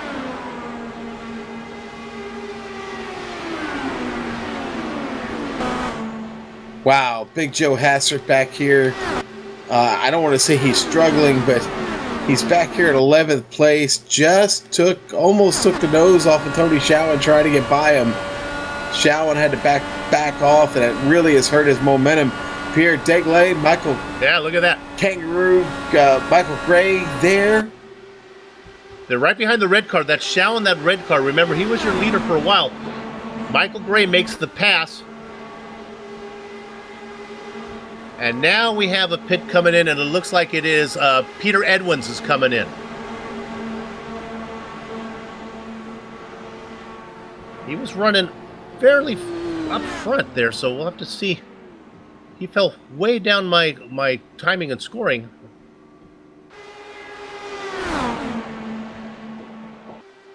And that second pack of cars. Meanwhile, up in front is still Stouffer and Kinsella with Branch. Okay, our leader is in. Here he comes. Stouffer comes in. These guys are working lap 30. Kinsella out there for 30. Remember, Kinsella went the longest last time as well. Something to keep in mind when we get to that number to know, 167. That's the lap that I think Kinsella might want to think about that he could go the distance from. Kinsella says right now, coming in. Yep. Joe Branch has been out there a lap less time. Let's see if Joe keeps the Big Show Pennzoil car out there. And he does. And that's Peter Edwards, who just came out of the pits right now. So Big Joe going to put him a lap down for now. I'll tell you, you talk about Big Joe. Man, this battle back here, 7th and back or 6th and back is great, man. It's a great race. Big Joe Hassard just getting by. Jake Wright, Ryan Otis right there. You talked about Otis a bunch already. There's Michael Gray, Chris Stouffer just behind, or I'm sorry, Tony Shallon just behind them. And now you've got Pierre Degley and Brandon Limkeman in that picture.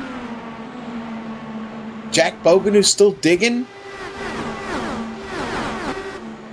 Yep, those are good. And we looked at those.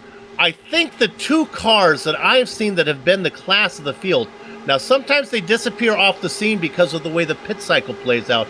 But you're going to see them back up front real soon. And that is Dan Guerin and Jason Galvin. Or, I'm sorry, Dan Guerin and Jonathan Goke. And yeah, Jason, you're in the mix too. I got to give you credit. You're racing with these guys. But all race long, it has been that lime-colored car of Dan Guerin up there and Jonathan Goke. Now your leader, hey, Area 51 fans, stand up. Your leader, Tyler Turnbull. Probably can stay out there a couple more laps. Tyler, if it were to rain right now, well, you wouldn't be the winner as we're not halfway yet. You know, so Kinsella leads Dan by 75. What is it? 75 points 75. In the championship right now. Again, I talked about Dan Guerin's propensity to practice and be ready for these races. I'm going to guess Dan's got a lot of practice laps under his belt here at Indy. Yeah, I would think so. Right now, he runs in second. Be interesting. It's about a half second back to Tyler Turnbull, who is leading. Tyler, I think you're probably going to be fast enough to stay out there in front until it's pit stop time, which will probably be this lap. Now, if I'm Tyler, I pit now and save myself the indignity of being passed. Say, I could have raced with you guys, no problem. I could have ran with you, but I had to come in for fuel. Let's see if Tyler comes in this time around. And he didn't. I didn't hear him come over the intercom. Nope, he's going to stay out. And it looks like, now I don't know if this is the case or not, it looks like Goke and Galvin has sat back a little bit. Maybe just playing a little bit cautious there while let Guerin deal with Tyler Turnbull. Turnbull certainly had his share of bad luck, and maybe the Galvin and Goke didn't want any of it to rub off on them. And here it comes, as Tyler says, coming in. Yeah.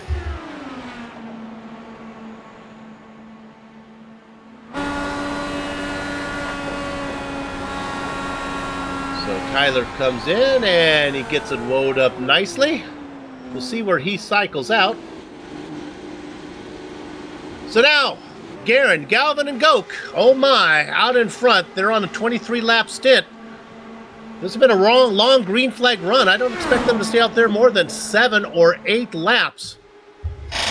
Yeah, Soup, this has been a long green flag run. We finally got one of those established. And, you know, we're just about at a point in the race here where you almost wonder, could we go green all the way to the end? If that's the case, Ooh, there's a lot of strategy at play right now. I want to go back to 20th position. And I want to talk about Joe Branch. He is the leader of the cars that have been, well, let me correct myself, because Stouffer just got around him. This is your other batch of cars back here. Stouffer, Branch, and is Kinsella in this mix? Yes, he is. Kinsella is in there as well. These three guys are on that alternate strategy. Now, honestly, while I'm calling the race, I really can't do the math. But if you start doing 30 back again, well, you're thinking 167, you go back like 133. We'll get close here, and then we'll start figuring out how many stops are left if they go green. So of these guys now, Branch takes over in front of Stouffer and Kinsella. My dad used to call this the early peel, late reveal, where you're first to peel off, and what is revealed later is you find yourself, hey, where'd he come from? As he's the race winner. And Sean, these are the kind of things, that coverage right there, I'm going to pat myself on the back. That's the kind of coverage you will not see on the real Indy 500 broadcast. No, sir. Drawing attention back to how important it is. When you go to the track, it's a different. I wish the directors could be. I really think they pull football directors off and make them do the race. This is really important. This battle for 18th right here. These three could be your podium finishers. Speaking of podium finishers, Jonathan Goke, Dan Guerin now coming up on track. Lap traffic in front of him. Tyler Turnbull. Yeah. Pete Edwards. This could get tricky. Lots of cars fighting for position here. Soup Jason Galvin up to third. Now, we talked about Turnbull. He's only 5 seconds back. Well, let me correct myself. I guess both. See where Turnbull came out there, racing in 21st. And that's Peter Edwards going by him. That's a battle for position, but they're not on the same pit strategy. Uh-oh. But here we go. We go to Tyler now. Here comes Goke. And there you have it, Sean. You call it. So now Tyler goes a lap down. Dan Guerin. Look at that. This is a great shot. Look at this, I guess, a chopper shot here, or is it a blimp shot? It's a chopper shot. This is great. That's Guerin in the lime car, being really careful. Again, now this is not a reflection on Tyler Turnbull's racing. It's just the bad luck that seems to follow him around. I really got to think that Guerin is just, before he makes this pass, probably trying to see if he can get that 4-leaf clover out of his pocket. Just to make sure everything goes okay here. Right. Hey, there's a lot of luck involved in winning an Indy 500 Soup. You can have the greatest car in the field, but it can end in just a twitch of a finger. Literally a twitch of a finger.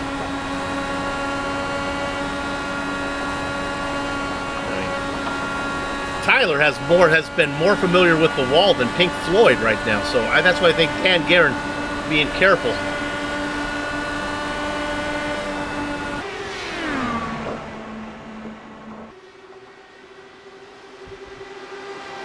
Now, somebody who maybe doesn't have the same type of patience would be our boy from Bakersfield, Jason Galvin. I think he's getting a little impatient back there.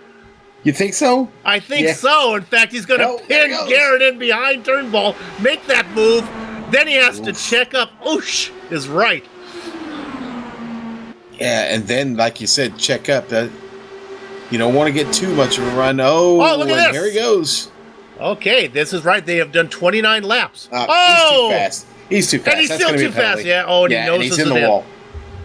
Careful, careful. He gets right out in front. That's the yellow car going by. I don't know. Was that Dan Guerin? No. Was that another yellow car that went by? Yeah. Oh, it was Daigle, Pierre Daigle. Let me tell you, pit lane this season for Jason Galvin has been a nightmare. Not even so much coming in, but exiting pit lane. He has spun it a couple times. Yeah, listen, I know getting down pit road is important, but I'm going to take getting down pit road safely over a kamikaze move to get in there like that anytime, Soup. Sometimes you reap what you sow, and not being hard on Jason, but Come on, that was pretty extreme. You come all the way across the track, dive in there, and expect to stop it on a dime like that. These cars do have limitations. Big Joe Hassard comes in. The interval now from Guerin, remember they were close. It is about almost 5 seconds, I think, from Guerin back to Galvin. So here come these guys. I would think next we would see maybe Goke coming in soon as well.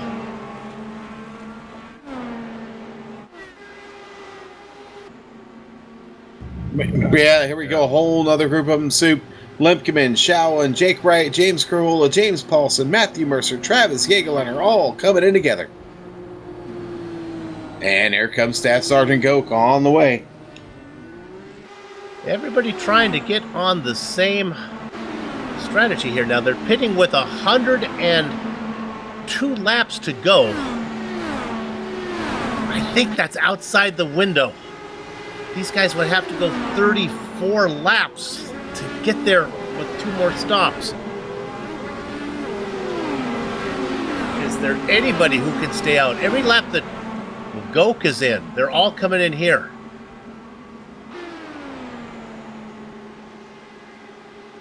So, what does that mean?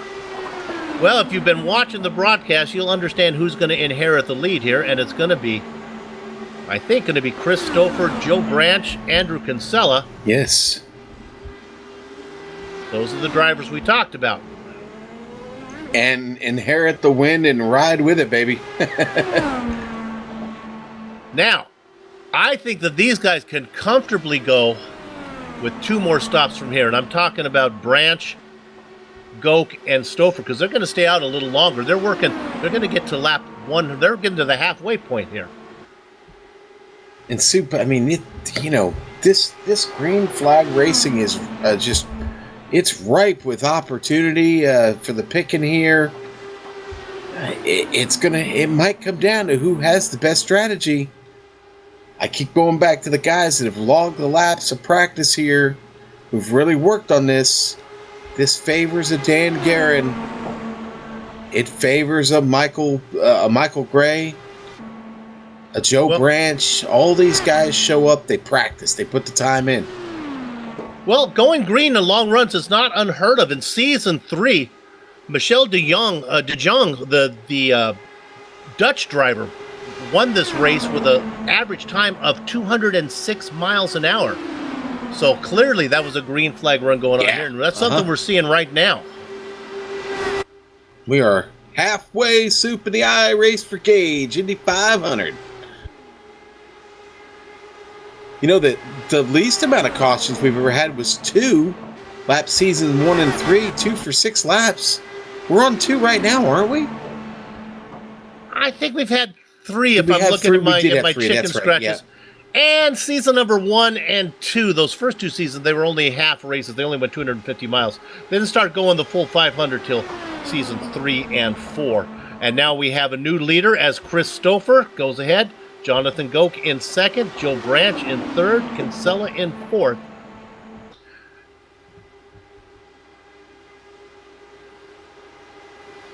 We've talked about Kinsella. We've talked about him leading in the raw points and leading in the drop race points. Let's go ahead, Sean, and spotlight him a bit. Yeah, let's look at Andrew Kinsella here real quick. The Adrenaline Motorsports driver drives the cool DW12. 10 career starts in the league. This is his first season here. Career wins, of course, that big one at Homestead. They got it all started. 8 top 10 finishes already, Sue. Talk about consistency, brother. That's getting it done. 873 laps completed this season. Nobody tops that. He's led every lap this season. He's also the 2017 Indy Elite Series Indy 500 champion. Already got some skins on the wall. Looking for some more tonight. We talked about the simulated money, while Area 51 is in the black. Will be in the red, I guess, if I know my colors here. He is plus $1 million in sim money. He's having quite a season, averaging a 6th place finish. So Yeah, great run from Kinsella. And in the hunt for Rookie of the Year. Yeah, in the hunt for Rookie of the Year, but being chased by Ryan Otis, who hasn't been able to make all these races, and if he had, boy, I think that gap would be even a little more slim. But watch out for that guy and Ryan Otis. Soup, I've been keeping an eye on the progress of Big Joe Hassert and Tony Shalin. Why? Well, they've been working together. They've been playing that little battle of leapfrog, trying to get themselves up to Dan Guerin, who's still 2.5 seconds up the track from them. All of them on just about the same pit strategy. Yeah, now we talked about those guys. Let's go ahead and take it from 6th position. Tony Shalin running back there in 6th, and he's in a battle right behind him. You got Big Joe Hassert. So those guys battle for 6th and 7th. Then it's a little ways back to the Racing Kangaroo, Michael Gray. He's in there. Now here's Turnbull, and there's Otis. Tyler Turnbull having the race of his Lionheart life right now. Ryan Otis gets around him. He really is, isn't he, Sue? He really is. Tyler Turnbull is sandwiched between Ryan Otis and Jake Wright. Yeah, he's got to be just pinching himself. We talked about Jake Wright. He's back there in 11th. It's about 0.4 of a second back to Pierre Degla. We saw Degla was able to get around Jason Galvin, who had that spin. Then, my goodness, what's going on back here for 13th? This is Krahula, Peter Edwins, and Jason Galvin, all in it's a pinata full of bees back there between those three guys. I'm not sure how, and then coming in there, Ron Hacker as well. I would like to tell Ron and Peter and James that Jason's got to be kicking himself. He just spun it in pit lane. They may not realize that. They may want to give him a little more room. Give that bull in a china shop a little bit more room, okay? A little bit more room to get around. Well, not because of lack of talent, but just because sometimes when that happens to you, you get a little more aggressive out there trying to make it all up. You know what? And some guys respond to that. Oh. Some guys drive angry really well, and then others, you don't want them anywhere near the wheel. Let's go up. We have something going on up front now. Look at this. It is Stouffer and Goat. They're trying to get away from Branch and Kinsella. Now, Kinsella, I would think, would have the pace to stay with them. So we have a 2-car. I think this is a little bit of dancing going up in here. Here's Goat getting inside of Stouffer.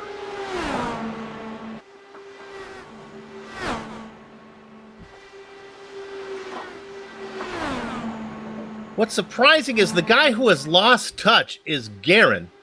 Guerin and Goak, I thought, remember, it was all those G's together. We were looking at Guerin, Goak, and Galvin. They have all just lost each other. Goak leading Guerin in 5th, and of course, Galvin had that incident on pit lane. He's back there in 15th. The bad news for Stouffer is he's got to come in the next 5 laps. Goak does not. Goak is out there on a really short stint. He's on the same pit strategy as like Guerin and Big Joe Hassert.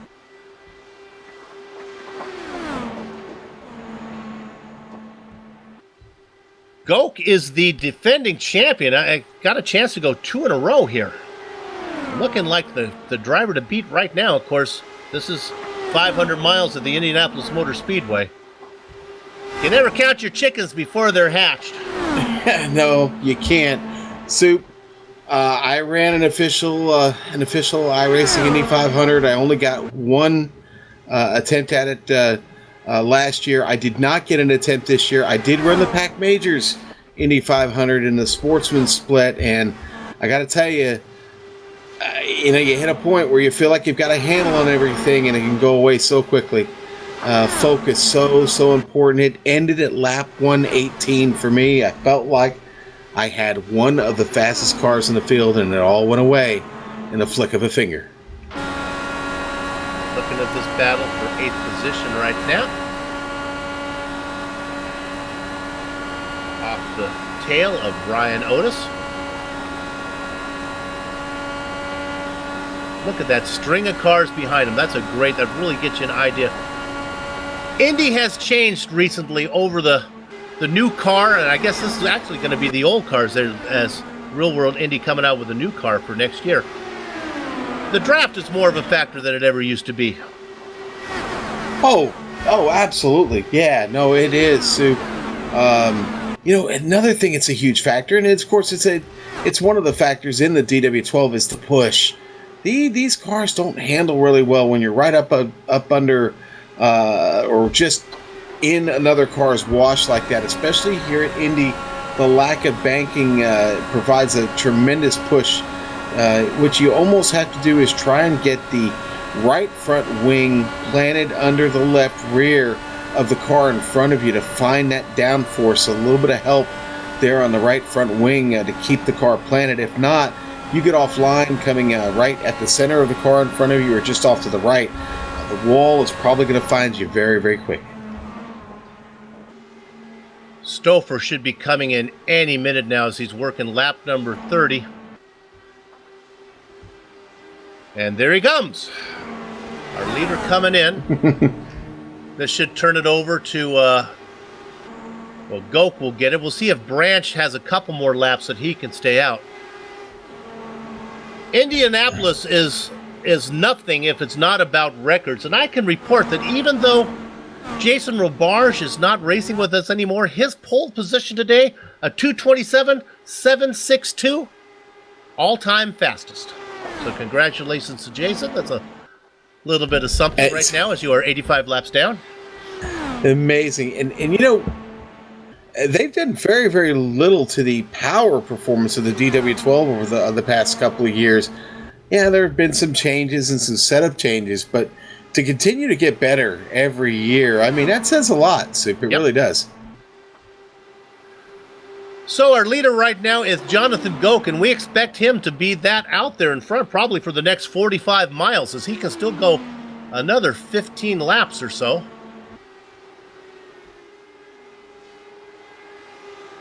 Second place is Joe Branch, about 0.8 of a second back, but he's going to be coming in real soon, as is Andrew Kinsella.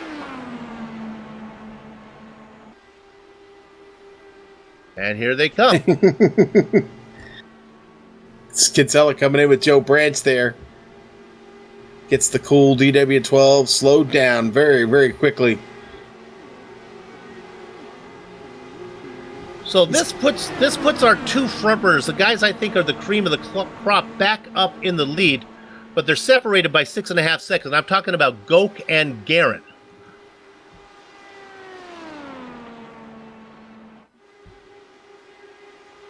And everybody now on the same strategy all the way down to 9th position until we get down to Tyler Turnbull. He's going to have to come in here in the next probably 4 laps or so.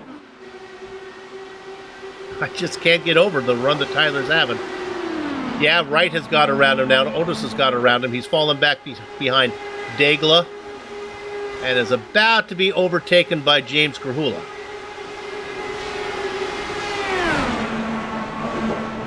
Oh, boy. Oh! Yeah, oh, boy. Oh, and it gets... Oh, my! That's the slow car of Patrick Taylor. Does a good job getting out of the way. Took my breath away, though. Yeah. Pete Edwins, the last one to get around him. Oh, I'm sorry, Ron Hacker, the last one to get around him. And now gets a little bit of a breather as Brandon Limkeman gets around, gets under him there. Taylor back there hanging out in 22nd spot. Soup. He did start 29th. Running that 2 laps down. The only car 1 lap down is Peter Edwins. And I just want to clarify, I didn't think Patrick Taylor did anything wrong. It's just sometimes the closing rate is awfully quick here in Indy. Oh, Jake Wright. We saw that on screen. Really got up. This battle is really something here. Ducking to the inside now. That's the yellow car. That's the Michael Gray inside of Otis. Let's talk about what we got going on there. That's Gray, the Australian driver. Otis behind him. James Krahula. Daigle back there in the yellow car. Another white car of Jake Wright. Then the Turnbull machine. And then Jason Galvin.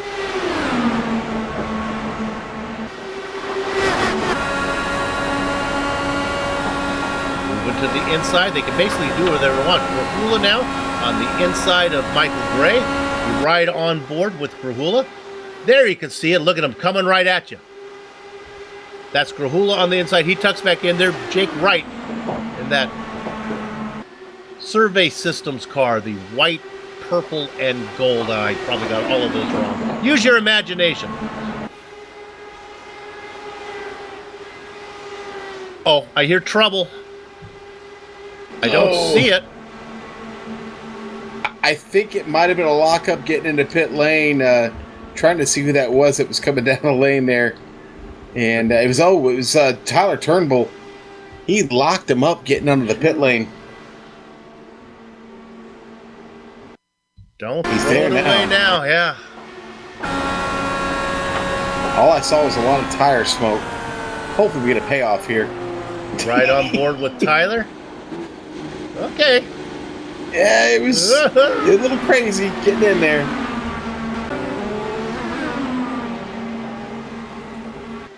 So he will probably fall off the lead lap for now.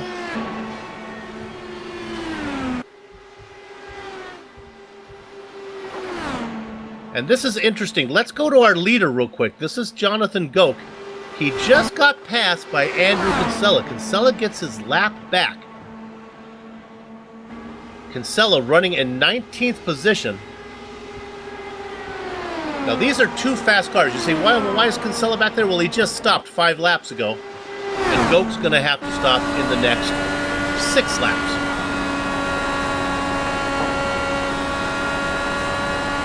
And there's a big difference here, fans, between being the lead car, one being where Kinsella is right now. Here's the deal.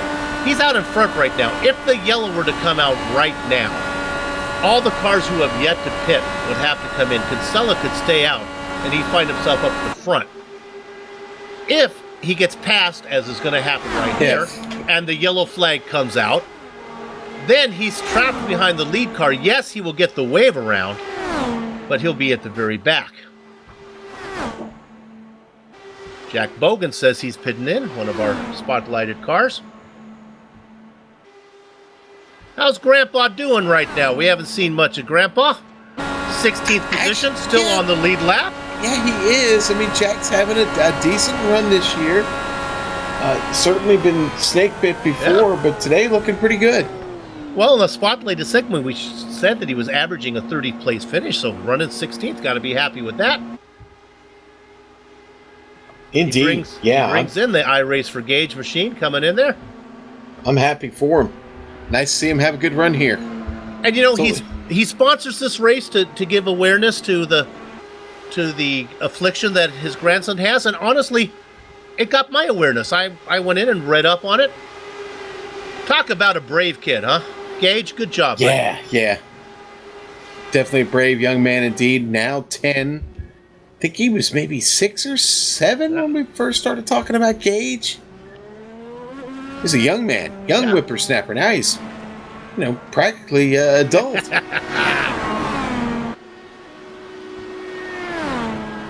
Okay, let's go back up front. This little swapping continues. Goke now out in front of Kinsella. I'm not sure how consensual it is. It looks fairly tame right now. I don't see Andrew putting up a big fight. They might just be happy. Look at the run, though. Look at the run that Kinsella gets in that teal-colored machine. The Jim Beam car dives down underneath. No one's accused anyone of their girlfriend being ugly or anything yet, Sue? Not yet. I think this is pretty friendly here. And they're just, it's really choreographed, come on, give me a word here. Well choreographed. That's certainly not the word. Choreographed. There we go. Choreographed. I can hear the YouTube chat now. Stop it. I knew choreographed was not. Here comes Dan Guerin onto the pit lane suit, bringing some friends with him. Pierre Degla, Big Joe Hassert. Heard a great word watching Judge Judy the other day.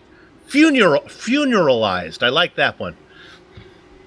Oh, no, and he has funeralized himself right there by overshooting his pits.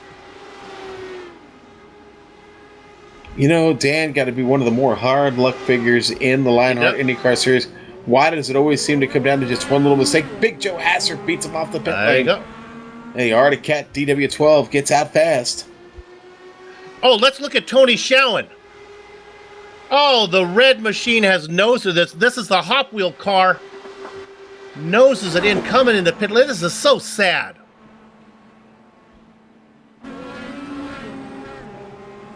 Bam. Tough way to...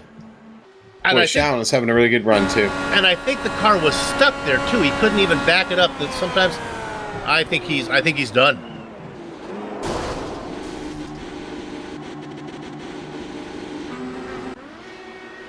All right, we're back live. So where do we stand now?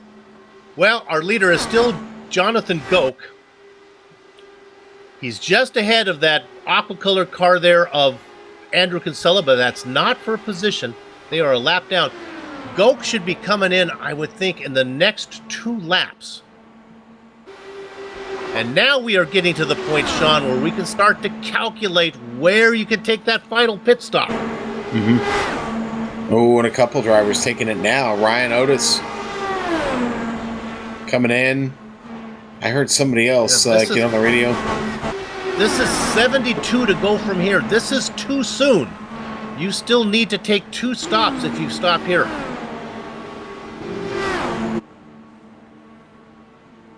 Boy, several cars. Otis, Galvin, Lincoln, Hacker, Jagerliner all come in together, Sue.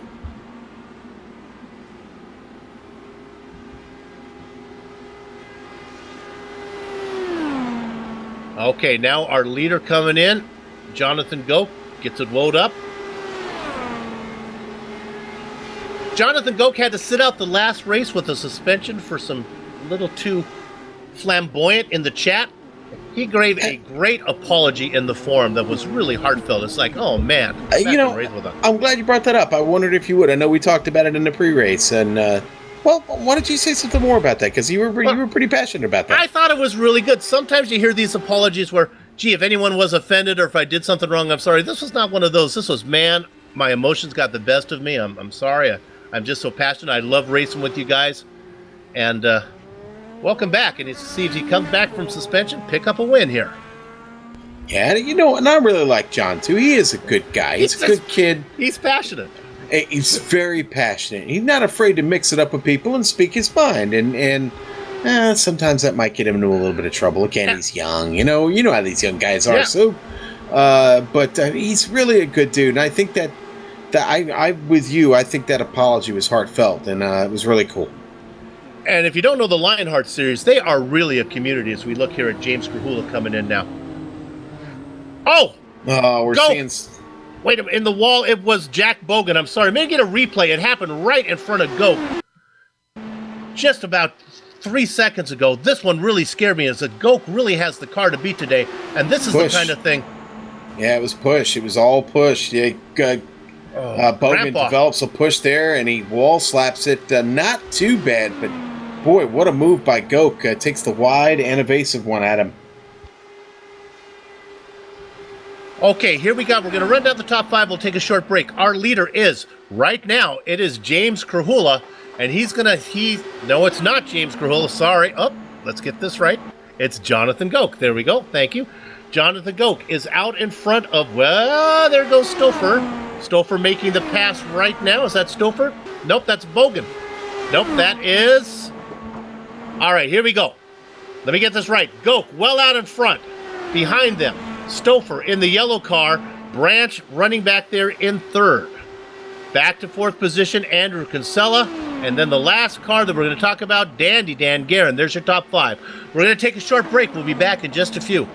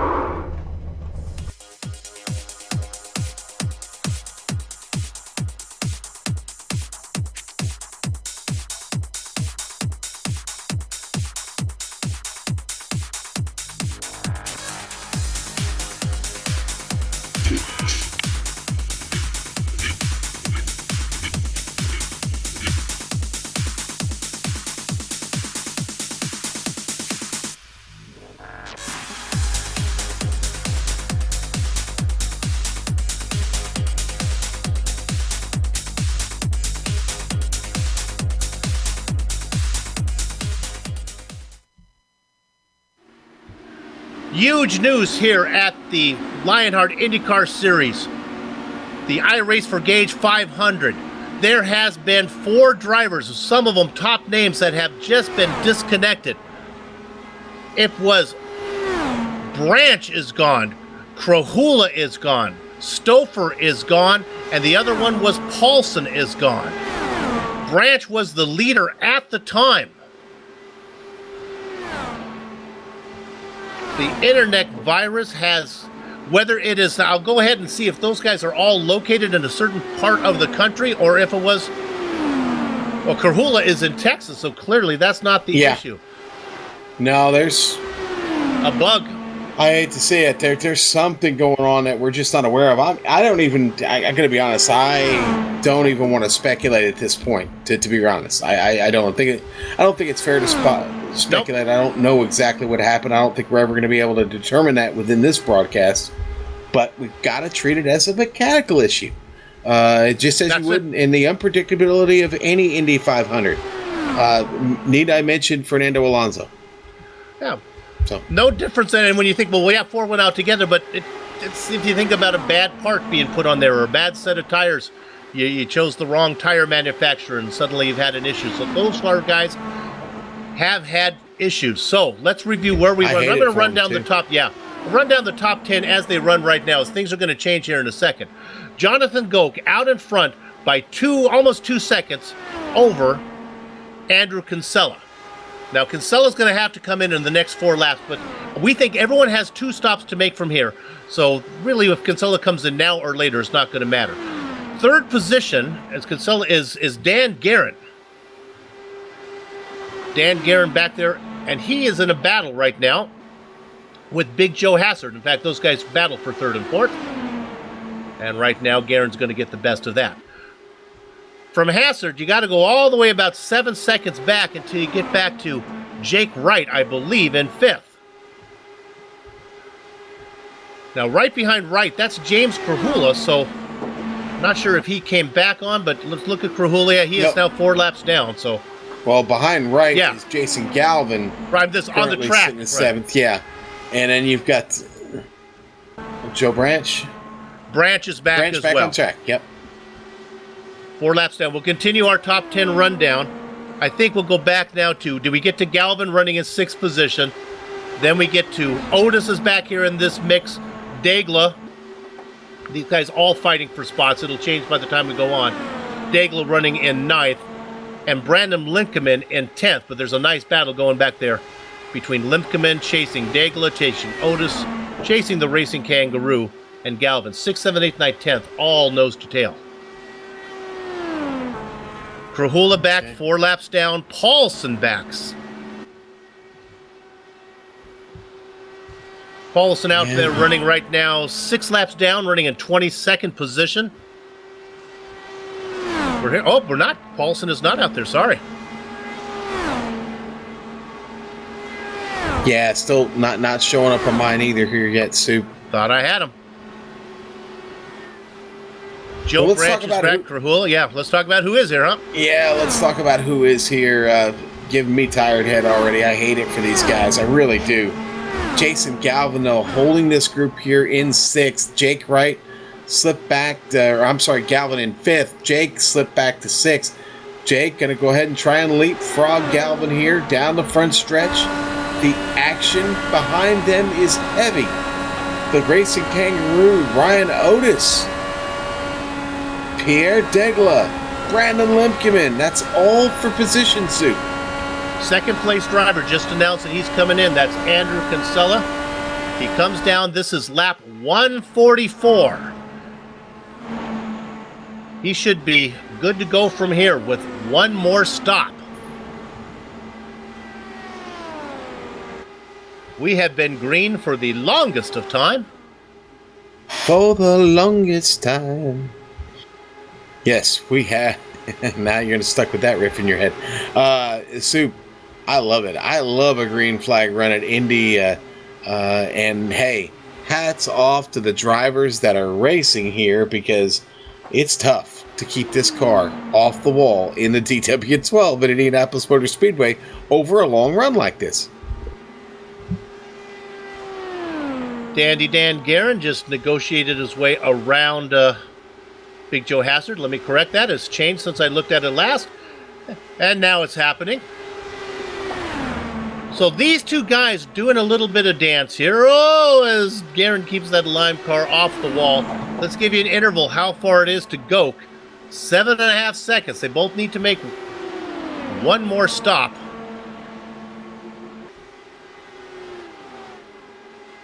Let me correct myself again. They got 17, they can go probably another 15. Less than the two. I think they have to go, we'll have to see 2 more stops for me. Yeah, 2 more stops for everybody. Other than the guys that just came in. Kinsella is good to go on 1. So is Edwins and Bogan. Soup, the last quarter of this race always provides the most drama. We're approaching that now. 50 laps coming up, and you have to make a move to put yourself in position to win this race. One of the drivers doing that now is the Racing Kangaroo, Michael Gray, up 13 spots. Just took the spot from Galvin to get up into that 4th spot. Kangaroo solid here. Been a long day for him too, Soup. Oh, what happened? Oh, that was just Galvin. We're looking at Galvin making that move. Man, he's lucky I don't have asthma, or I'd be in trouble, because he has taken my breath away. The moves he has made as he is now up to 4th. Remember, he was really competitive. Then he had that mistake in pit lane.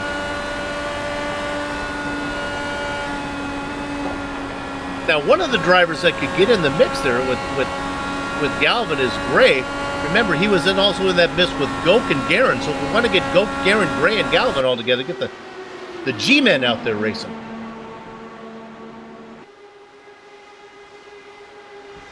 Galvin ducks underneath of Gray. Takes over 4th. Michael Gray lives in Sydney, New South Wales. 8 o'clock in the morning, Soup. And I know personally that he was up all night because he participated in the iRacing 24 Hours of Le Mans. An endurance event that had its issues. Tyler Turnbull has come in and out now. They want to know when we're announcing that trivia answer, Soup. They're still hanging on with bated breath.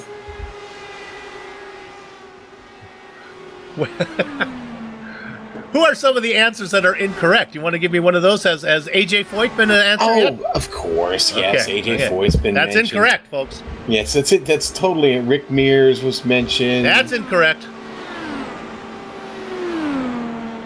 Boxcar Louie. Just to review, if you missed it, our trivia question was, which driver has woken up the most days saying, hey, I am the most recent Indy 500 winner?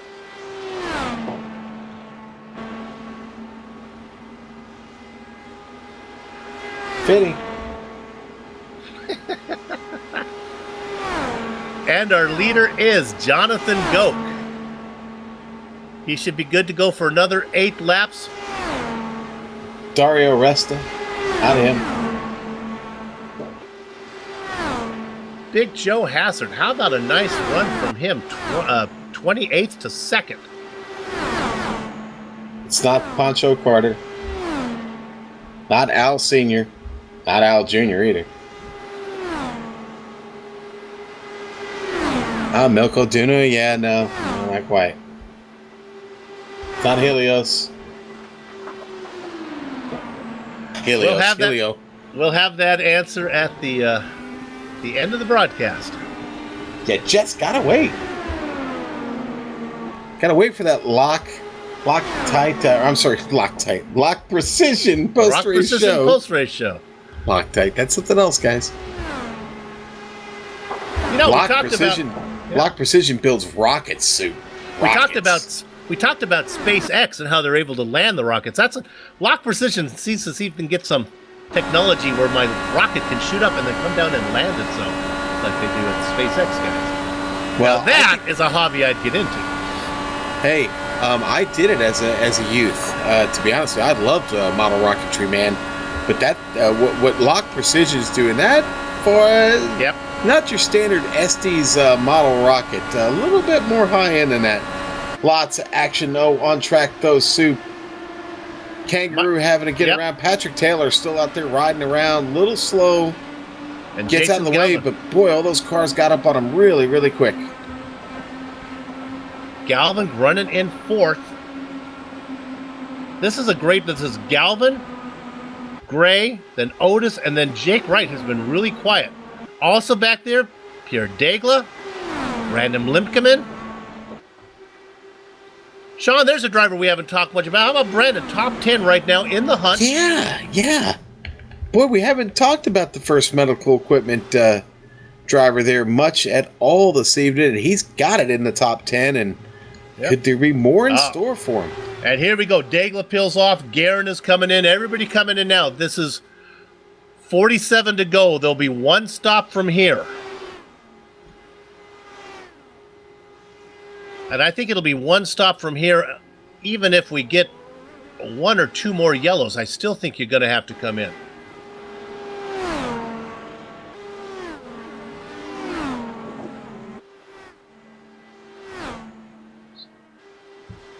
Jonathan Goke still out, still our leader.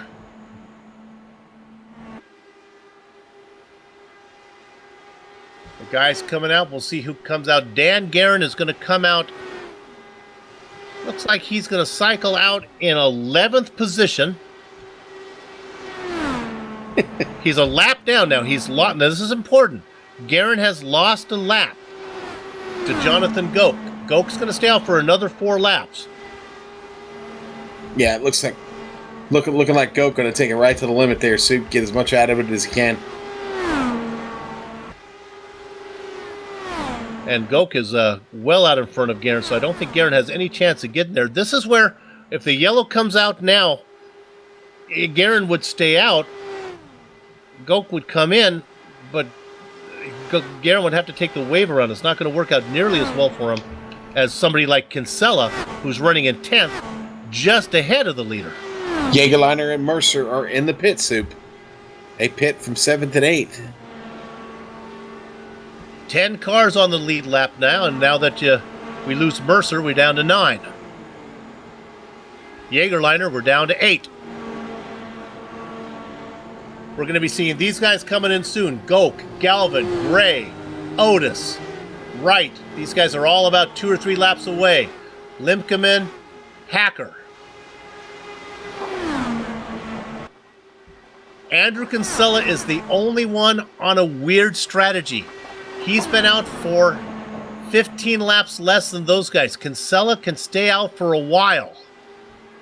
Kinsella can stay out long enough to put himself in a window for one more stop. That's it. Because he took that first stop long ago. Yeah, that's why.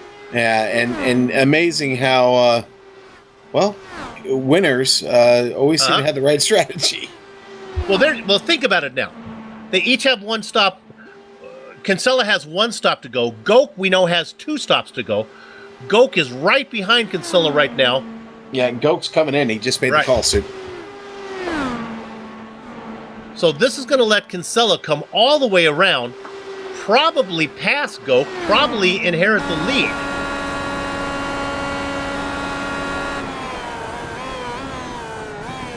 Goke comes in, Kinsella stays out. We're hearing the 95 is coming in. That's Otis. I think Michael Gray is going to come in as well. Staying out is Jake Wright. Whoa. And that was Limkeman. Yeah. He was having that run. He put the fire and ice machine in the wall. Boy, oh boy. The race to pit road, intense all evening. Oh man, did he hit Otis right there? No, I think it's just wall. Just wall. Tough break. I think the Racing Kangaroo had a little bit of trouble too. In fact, looking at his stop time, looks like he got a penalty. Speeding. 15 seconds. Yes, sir. Speeding on pit road for the Kangaroo. And that's going to hurt. Wow. Okay, now, Goke was able to come in and get out before Kinsella came all the way around. So right now, second place is Jonathan Goch. Third place is Kinsella. That interval about 3.5 seconds later. Jake Wright, who's got to be coming in this time around, is your leader. He just worked his way around Brandon Limkeman, who's made a stop. Jake, it's got to be time. And it's gotta be you. And he's in. And at the line, perfect speed. Goch right now working his way through 3. Jake Wright is in. I think that's everybody now has made their stop. In fact, as soon as this comes through and this cycles out, we can give you a rundown and tell you exactly how things are playing out. Looks like we're going to have 15 cars on the lead lap. Goch has come around. Kinsella goes by. Big Joe Hassard goes by. Guerin is by.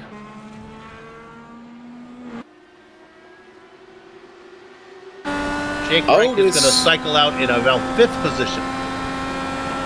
Otis getting a position here away from Pierre Degla. Oh, Degla taking the evasive move down to the inside of the track. Wow.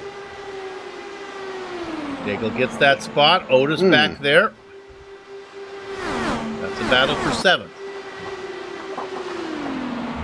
That's a sure way to end a race right there. That was a very, very erratic move. Okay. 15 cars on the lead lap, Sean. Let's do them 5 at a time. We'll run down the whole thing. Jonathan Goch, he's good to go. All of these drivers we expect to have to make one more stop only. Jonathan Goch is your leader, ahead by about 3 seconds on Andrew Kinsella. Now, Kinsella's going to come in before all these guys. He has about 12 more laps on this stint. Running in 3rd is a combination of 2 drivers. Right now it's Dan Guerin, but before I finish it, it'll be Joe Hassard. We see those 2 guys battling for 3rd position. They are about 5 seconds back of 2nd place. Then you drop a little bit back to 5th position, which is Jake Wright. And then Sean, who's after Jake? It's Jason Galvin. Yep. Sitting there in 6th place right now. And Galvin still having a very spirited run here today, Soup. But Galvin is your 6th place driver right now and got pretty good command of it now, trying to get around Jake Wright. He's going to take that position, move himself up to 5th.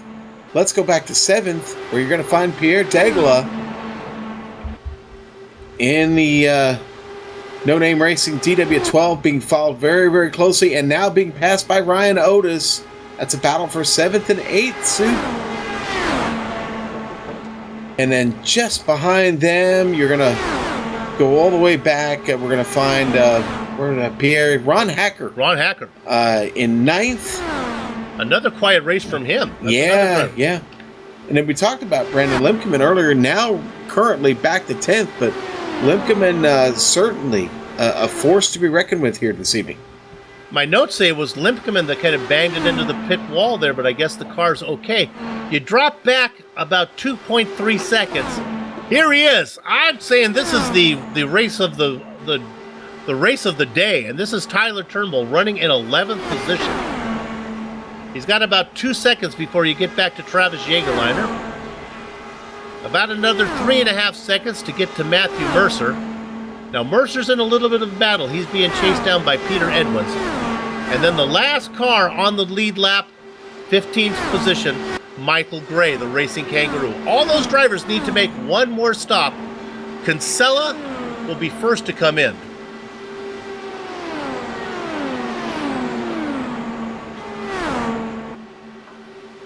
"35 laps to go." And honestly now, this is where I know I'm going to probably get some arguments from the guys on the YouTube chat, but this is where if I'm Jonathan Goch, and I'm the leader right now, I think I want to pit at the first. I want to do this like a road race. I think I want to pit at the first available opportunity, even though I can go a lot longer. I think I want to come in, get that final stop done, get out on the lead lap. If you're on the lead lap and you don't have any more pit stops to make, you get moved up to the front. Yeah, it's kind of a tough compromise, Soup, because, you don't want to stay out too long, and you don't want to come in too quickly either. You don't want to wind up with a ride that's totally worn out at the end of your run. Well, let's go ahead and look at some of the lap times then that he runs. I'm talking about Goke now. Coming out of a pit stop, he runs about a 44, 43, 42. At the end of a run, boy, they really don't seem to slow off that much. He seems to run a 40 in the low 40s most of the stint.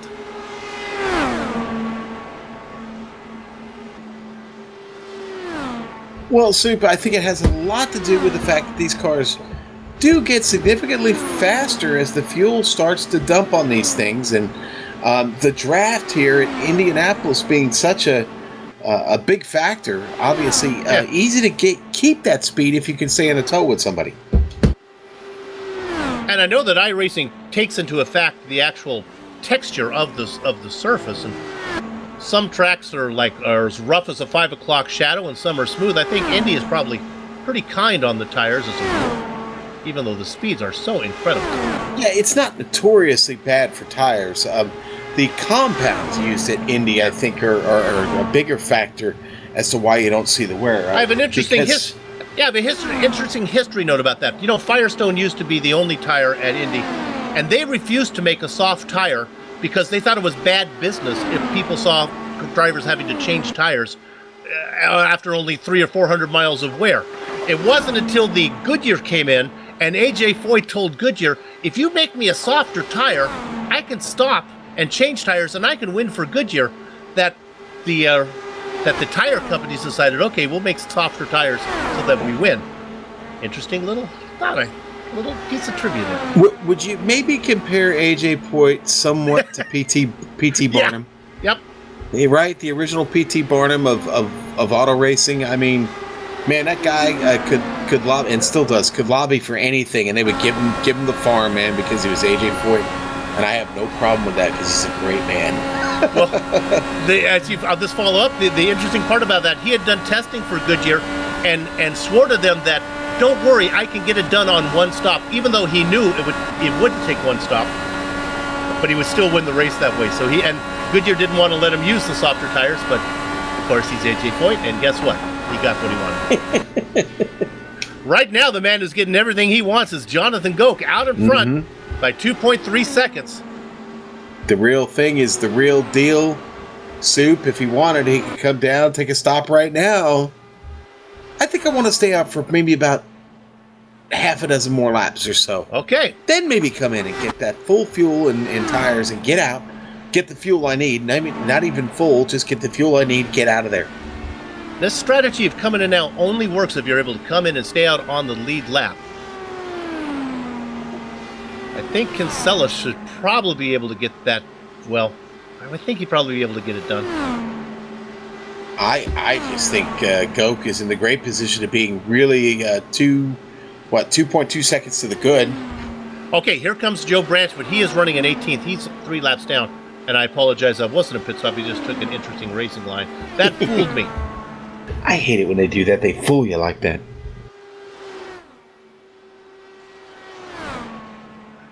Talk about endurance racing. Our own Sean Crackers Ambrose is doing endurance right now. He was up on the box for the 24-hour Le Mans. He already did a broadcast earlier today for GSRC, doing this one, and might have one more left after this one. Yeah. You know what? I don't know. We're gonna try and make it to Fallujah. I hear there's trouble with the. I hear there's trouble with the jet. There you go.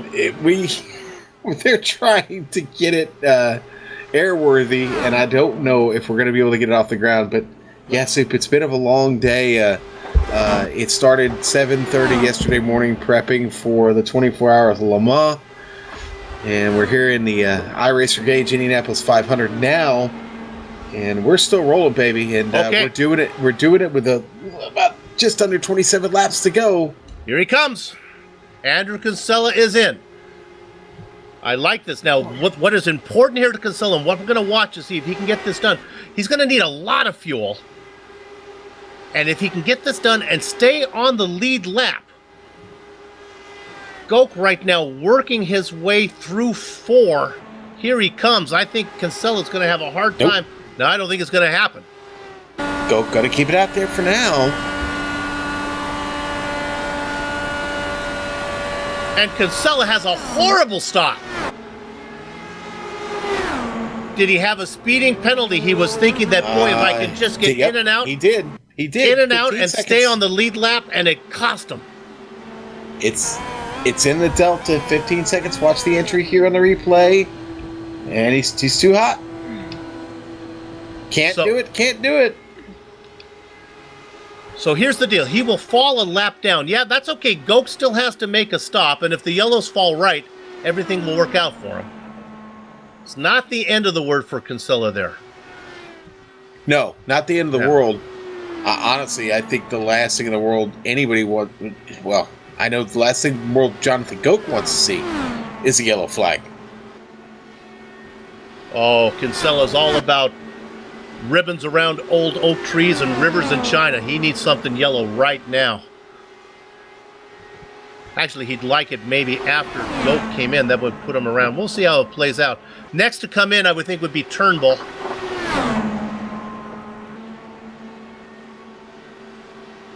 I guess with Amjad being in Texas, yellow roses also would work.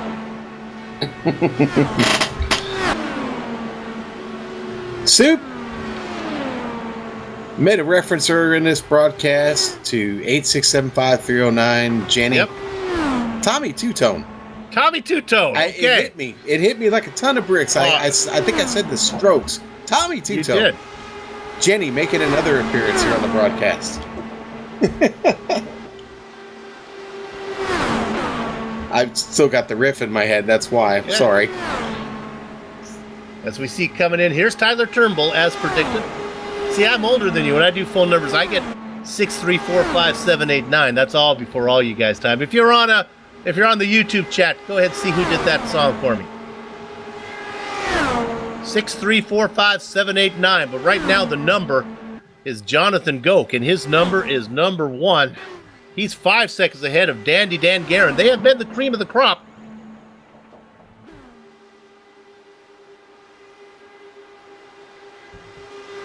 Now that's Hassard right in there with Guerin. These guys should be in the next 4 or 5 laps. Kinsella a lap down. In fact, this will be in her. Turnbull is out. Did Turnbull actually get out in front of Kinsella after that penalty? Oh, no, Kinsella got him. Okay.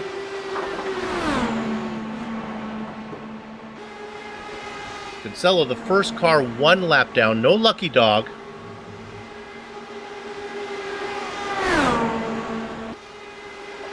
The Racing Kangaroo going to bring his DW12 in, Soup. Coming in from 11th, the last car on the lead lap. He gets it down nicely.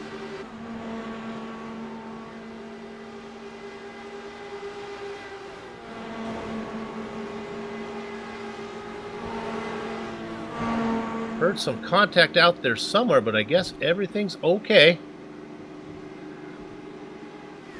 Michael getting that final stop. Boy, he's in there now. He starts to roll. I think Kinsella is long gone, though.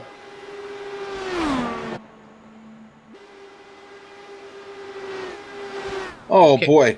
The battle between Galvin and Jake Wright, so close. They have been wheel-to-wheel, back and forth swapping positions. They just had a moment, though, really, really close one. Galvin very, very close to Jake, and boy, almost pinched up into the wall. They've got to be careful. 230 miles an hour down these straightaways, and 225 through the corners. Here's Jake on the inside.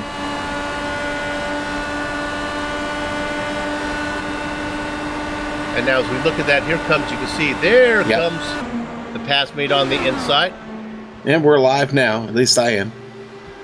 That's 2. Now I can report.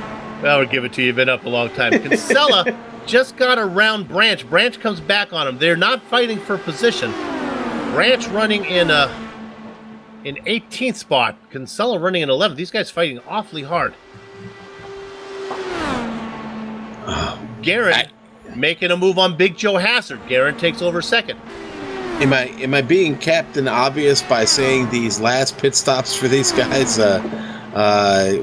First back through 10th, the most critical pit stops of the race. Here we go. They're making a call.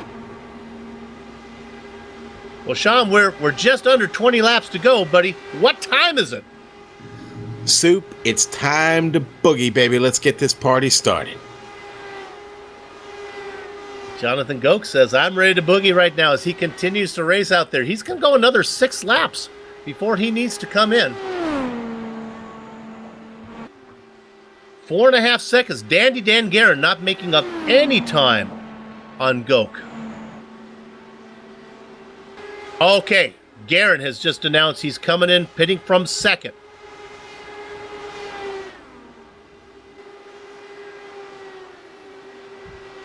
Now, he doesn't need as much fuel. He only needs enough fuel to go another 18 laps. This stop should be a little faster than we expect. I would think he might be able to get this stop made and stay out on the lead lap. Can't make a mistake here. All right, Goke. In fact, I wouldn't be surprised if Goke picks this time. Big Joe Hassard says coming out. Goke working his way through 2 right now. Guerin still heading towards his box. Goke down the backstretch, heading towards 3. Guerin brings it in, nicely finds the center of the square. Goke negotiating 4. Guerin starting to roll. But you can't pull out on the track right away. You got to go through 1 and 2 before you can bring it out. Goke just crossing the start-finish line. I think Guerin is going to be able to stay on the lead lap. Here comes Goke. Guerin is out. He's got it at full song. Why does this matter? Because if the yellow were to come out right now, Guerin would be able to cycle all the way around and take the lead.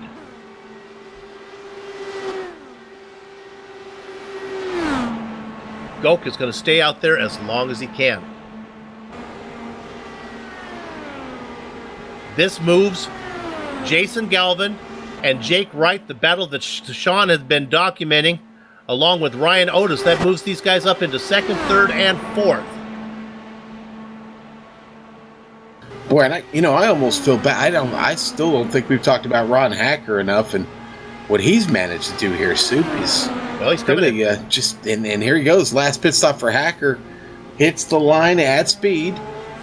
But Hacker having a great race today. There'll be 7 cars on the lead lap. Here comes your leader, Jonathan Goke, coming in. He's got a lot of cushion to play with. What we'll want to do is pick up Guerin. Guerin was about 5 seconds behind. Guerin right now going through 3. He's being chased by Big Joe Hassard. This is a battle for 5th. Goke yet to find his spot. He's into the box. Goke puts it in, pulls it in perfectly. Guerin coming around 4. I don't think he's going to be able to get there. Goke is rolling. Goke is away. Guerin crosses the start-finish line. As he does, he is passed. Let me apologize. Joe Hassard and Guerin, they run side by side. Goke he is gonna cycle out in 4th, Soup. About 4.8 seconds, 4.7 when it gets that car wound up, 4.6, 4.5. That's just about where it was before. Galvin in. Jake Wright stays out. These guys were well back of the leader. Otis with Wright staying out. Those are your 1-2 right now, Wright and Otis. It's not so much when they come in, it's when do you come out that matters. Galvin working his way to his box. Otis and Wright, you see on screen right now. Are they both going to stay out? They do, one more time around. Hoping for a sudden thunderstorm to hit. Galvin back out on the track. He's going to cycle out ahead of Pierre Nightingale. That's a battle for 6th. I think they'll be on the lead lap. Ryan Otis says, I'm coming in this time. Jake Wright, playing his cards close to the vest, has yet to announce. Otis says he's coming in. I'm assuming that Jake is not, or he would have said something, and sure enough, Jake's the sportsman. He stays out. Otis pits from 2nd position.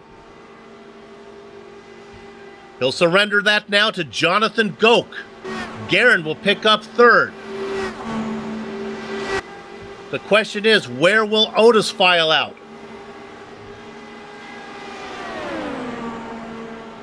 Well, he's in. He hits the hit spot box. perfect. Yep.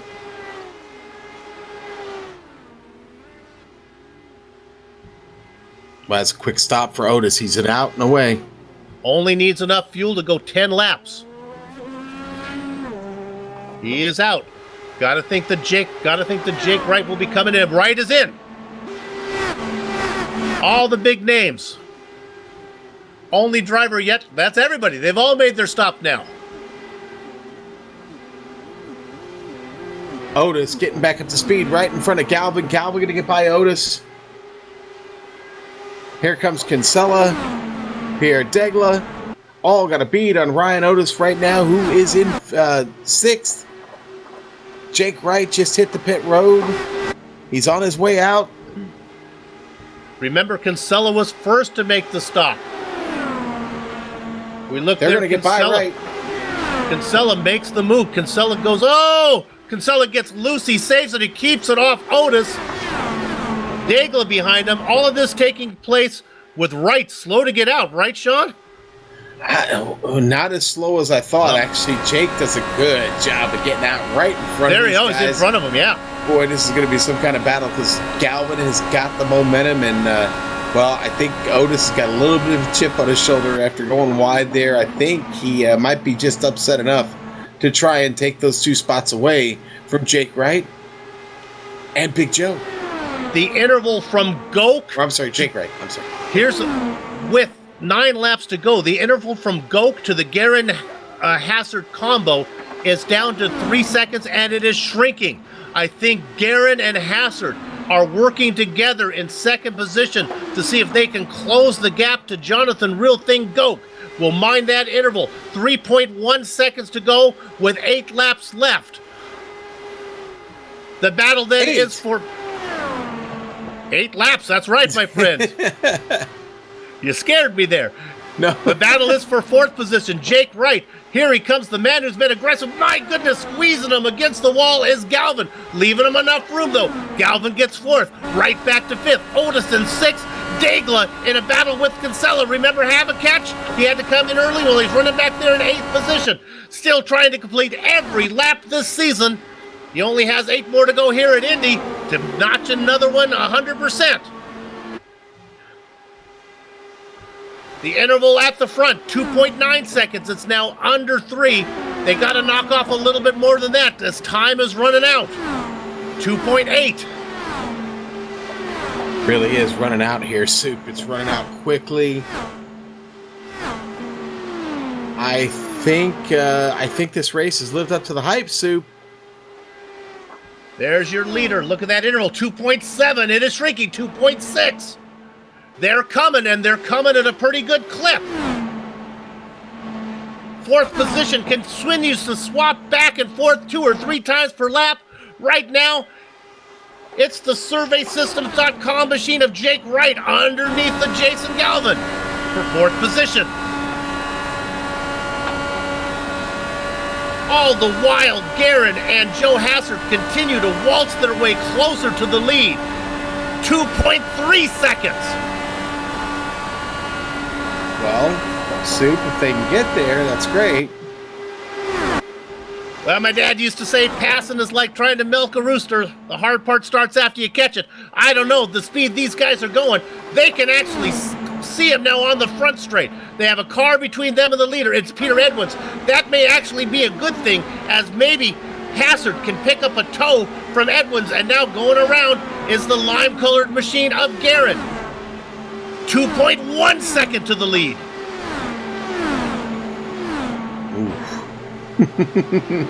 5 laps to go. I think it's possible, Soup. I think you've stumbled across something here.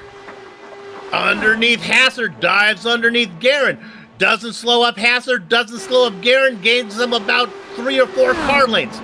They come onto the main straight now. They got Peter Edwards to get a tow on. The interval, under 2. Here comes the lime green car of Dandy Dan Guerin, makes the move underneath. 1.9 with 4 laps to go. Big Joe Hassard drops back a bit, trying to get a run into the corner 3. I think he might have dropped too far back. He's not going to get a run this time. Peter Edwards needs to keep that car off the racing groove, not to slow down Guerin. I think they're going to catch him at a good time. Peter's a veteran. He knows how to do it. And it's going to be a great run for Dan Guerin. He's going to get a suck up on the back of Edwards. Ducks down underneath. 1.6 is the interval. 1.5. 3 laps to go. If a yellow flies now, it is Jonathan Goch's race. Sean, with 1.5, how close does Guerin have to be before he starts to get a tow off the leader? He's got to be just under a second. I'm thinking about 0.8 of a second, probably. Yeah, it's going to be really, really close. So we're in that 6 to 0.8 range.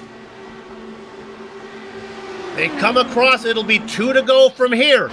The interval, 1.5 seconds. They continue to advance. Here comes the move on the inside now, getting the momentum up there. It is Joe Hassard. The interval remains at 1.5 seconds. Guerin drops back a bit. Now puts the skinny pedal all the way down. Ducks his head, scooches down so there's no wind resistance. He flies by Big Joe Hassard. The interval down to 1.4 seconds. No. It's not going to happen. Not enough time to get it done. The gap is insurmountable, Soup. Go. 1.4 seconds up. He's got traffic in front of him. It's Chris Stouffer. Stouffer's another veteran. He'll know how to Stouffer his car out of the way. But right now, he takes it in, I think, as they go through 2. We'll see if this is going to slow Goch down or give him a tow. The interval hanging out at 1.5 seconds. 2 corners left. About 1.75 miles to go. Goch underneath Stouffer without a problem. He negotiates his way through 3. 1 more 90-degree angle to go. He's got 2 cars in front of him. I don't think it'll be a problem. They both get out of the way. Season number 5, the iRace for Gauge 500. Goes a little touch to make it fun. Goes to Jonathan Goch. Big Joe Hassard, let's go back there. Who got it? Hassard gets the nod over Dandy Dan Guerin. Let's go back to Galvin. A fight for 4th. That's Galvin on the outside. On the inside is Jake Wright, and Wright nips him. 4th position for Wright Galvin. Hassard gets 6th. What a great battle that was. Yeah, and those two have been battling for better than half this race, Soup.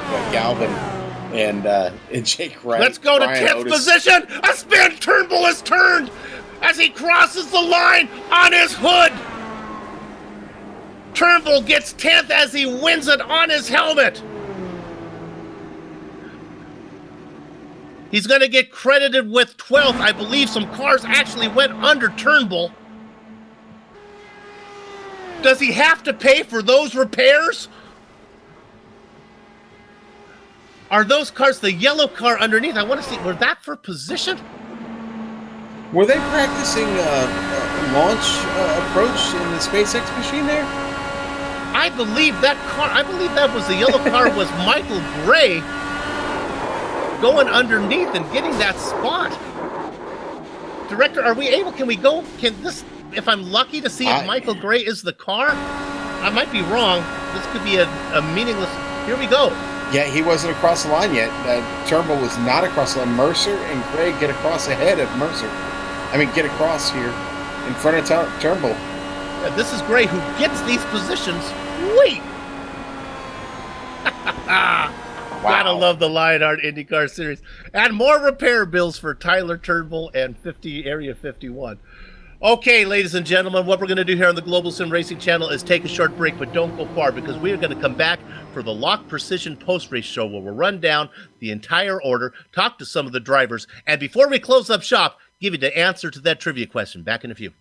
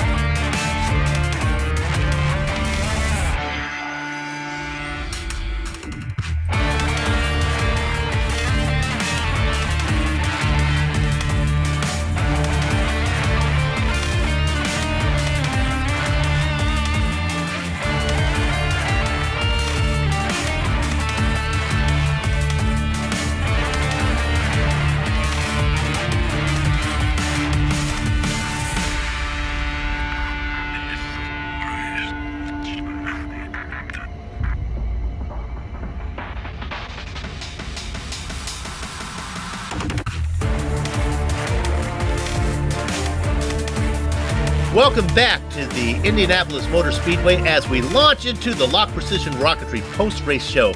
Soup and Crackers here to review the iRace for Gauge 500 that you just saw here on the Global Sim Racing Channel.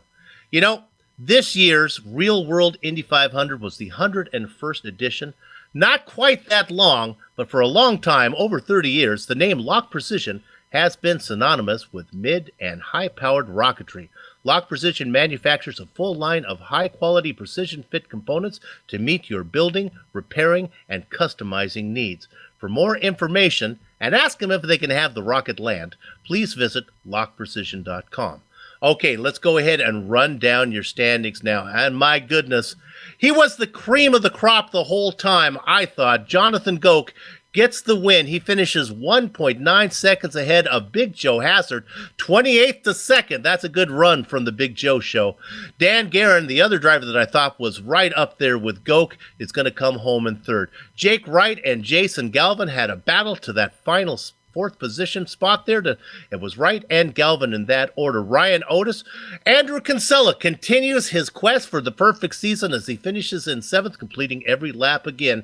Pierre Nightingale and Ron Hacker goes eighth and ninth. Rounding out your top 10, a very, very, very quiet run from Matthew Mercer. And our old friend, the racing kangaroo, Michael Gray, going to finish a very long day in 11th place. Tyler Turnbull going to come home 12th. Brandon Limpkeman, 13th, stays on the lead lap. That's it. 13 cars finished on the lead lap. Travis Jagerliner going to be the first one to lap down, 14th. Pete Edwards, 15th. Jack Bogan, 16th. Had a really solid run going. He'll settle for 16th today. Chris Stouffer, 17th. Joe Branch, 18th. James Krahula, off performance today, I thought, for him. 19th, Robert Bluen, 20th. I think an internet connection got to James there. Patrick Taylor going to hit blackjack in the double ducks position. It is Brian It's Not Easy Being Greenlee as he finishes in 22nd. James Paulson in 23rd. Tony Schowen, 24th. Vincent Bluthenthal. Rookie Mark Omrick in 26th position. Jared Turnbull, 27th spot. 28th, 29th, and 30th go to Brian Yazik. Jason Robarge, who set the record for fastest pole lap, but going to finish in 29th. And Scott Bolster in 30th. I'll just ran the rest of these off. David Whammy Barber, of course, he had trouble early, going to finish 31st. The last three positions go to Mitchell Moeller, Dustin the Candyman Wardlow, and George Anzaldo. In fact, George didn't get to race with us. Okay, Sean, who you got to talk with over there? The Soup, a plethora of people, but I think none more important than the winner of this race, Jonathan, the real thing, Goke, Staff Sergeant Goke. Congratulations, my friend. John, thank you so much. Before we go into all the questions and everything, I need to get an apology. I need to apologize to Jason Robarge first thing. I was behind Dan real early in the race. Me, him, and Jason were just killing the field, and I just got in the dirty air, pushed up, and I ended Jason's day. So before I do anything, I need to apologize to him and all of AGR for taking out one of their drivers. Well, certainly, I'm sure they will accept that apology. I got to tell you, late in this race, once we got past the halfway point, did you get the impression this was going to stay green? No, because always. When I have a big lead, I always get a caution, so I thought I was going to get screwed over by it. But then I look into my mirror, and I see Dan and Joe 9 seconds back, 8 seconds back, 7 seconds back. Like, there's no way they're going to catch me. But, look, I mean, if I had, 5 more laps, they probably would have caught me. But it was just, I don't know how many laps we went green there at the end, but I'm definitely beat once again. How did the numbers work out for you? How did you find yourself in that situation where you knew you had them beat on that strategy there at the end? Well, when me and Dan were on kind of offset from Andrew and Stouffer and them, and when I came out, I actually joined Chris and Branch and Kinsella. I'm like, I had no idea. I mean, I must have nailed my stop, so I had to save some more gas. I knew I'd have to take less fuel than them because they pitted a lot earlier than me. So I just pretty much rode the rest of the race, knowing that I pretty much, if it would have went caution-free, which it did, I had in the bag. So I was just cruising, doing this race, watching NASCAR on my left screen. It ended up pretty well. Well, John, you already have a win in 2017, and you had a strong fourth at Pocono. Been a little up and down this season. You had to sit out a week. You're returning from that suspension, and, well, guess what? You come over here and you get a win. What does it mean to you this evening? Yeah, I mean, I've made some mistakes with the chat and everything, so I had to sit out a race, but this is the race that I needed with me and Dan and everybody in the whole league. I mean, it seems like it was pretty, except for my one incident with Jason, it seems like it was a pretty clean race. And I just hopefully I can build on it and try to make a championship run out of it since I'll actually be here for the whole season. And you talk about that. That's going to be something different. We actually get you for the full season. I'm going to keep my finger. Well, hang on. Can they deploy you again, or are you done? I'm sure they can, but I've got it on good authority that I should be here for a while, at least the rest of this year. And if I'm not, then my wife's gonna be pretty mad because we have a couple cruises we're supposed to be going on. Boy, and that sure beats the heck out of a Turkish desert, doesn't it? I know. Yeah. and Sean, if I have a couple minutes, I gotta give some shout outs. I gotta give gotta give a shout out to George. I think some internet problems stopped him from this race, but you don't race in a better league than this. I mean, you see each and every week we come out for this. Shout out to my teammate on Nailed It, Jesse, Dan, Michael, David, our spotter, and Ian, who is not here, but I'm still giving him a shout out because I love him. And lastly but not least, I want to give a shout out to my gorgeous wife, Kaylee. This is the first race she actually sat down and watched, and I won it for her. So there you go. I should get a big hug and a kiss when I go upstairs. And I will tell you, being friends with John on Facebook, John's got a gorgeous wife. He's not lying. So good job there, John. Hey, congratulations, buddy. This is a big one, and I know you're going to appreciate the points haul. Glad to have you back and stronger than ever, my friend. Yeah, thank you very much, Sean. Thank you guys for everything you guys do at GSRC. I can't wait to go back and watch it. All right, Soup, that was the big winner this evening. Jonathan Goke, he sounded pretty happy, didn't he? He did indeed, and he got all of his thank yous in, and the most important one to his wife as well.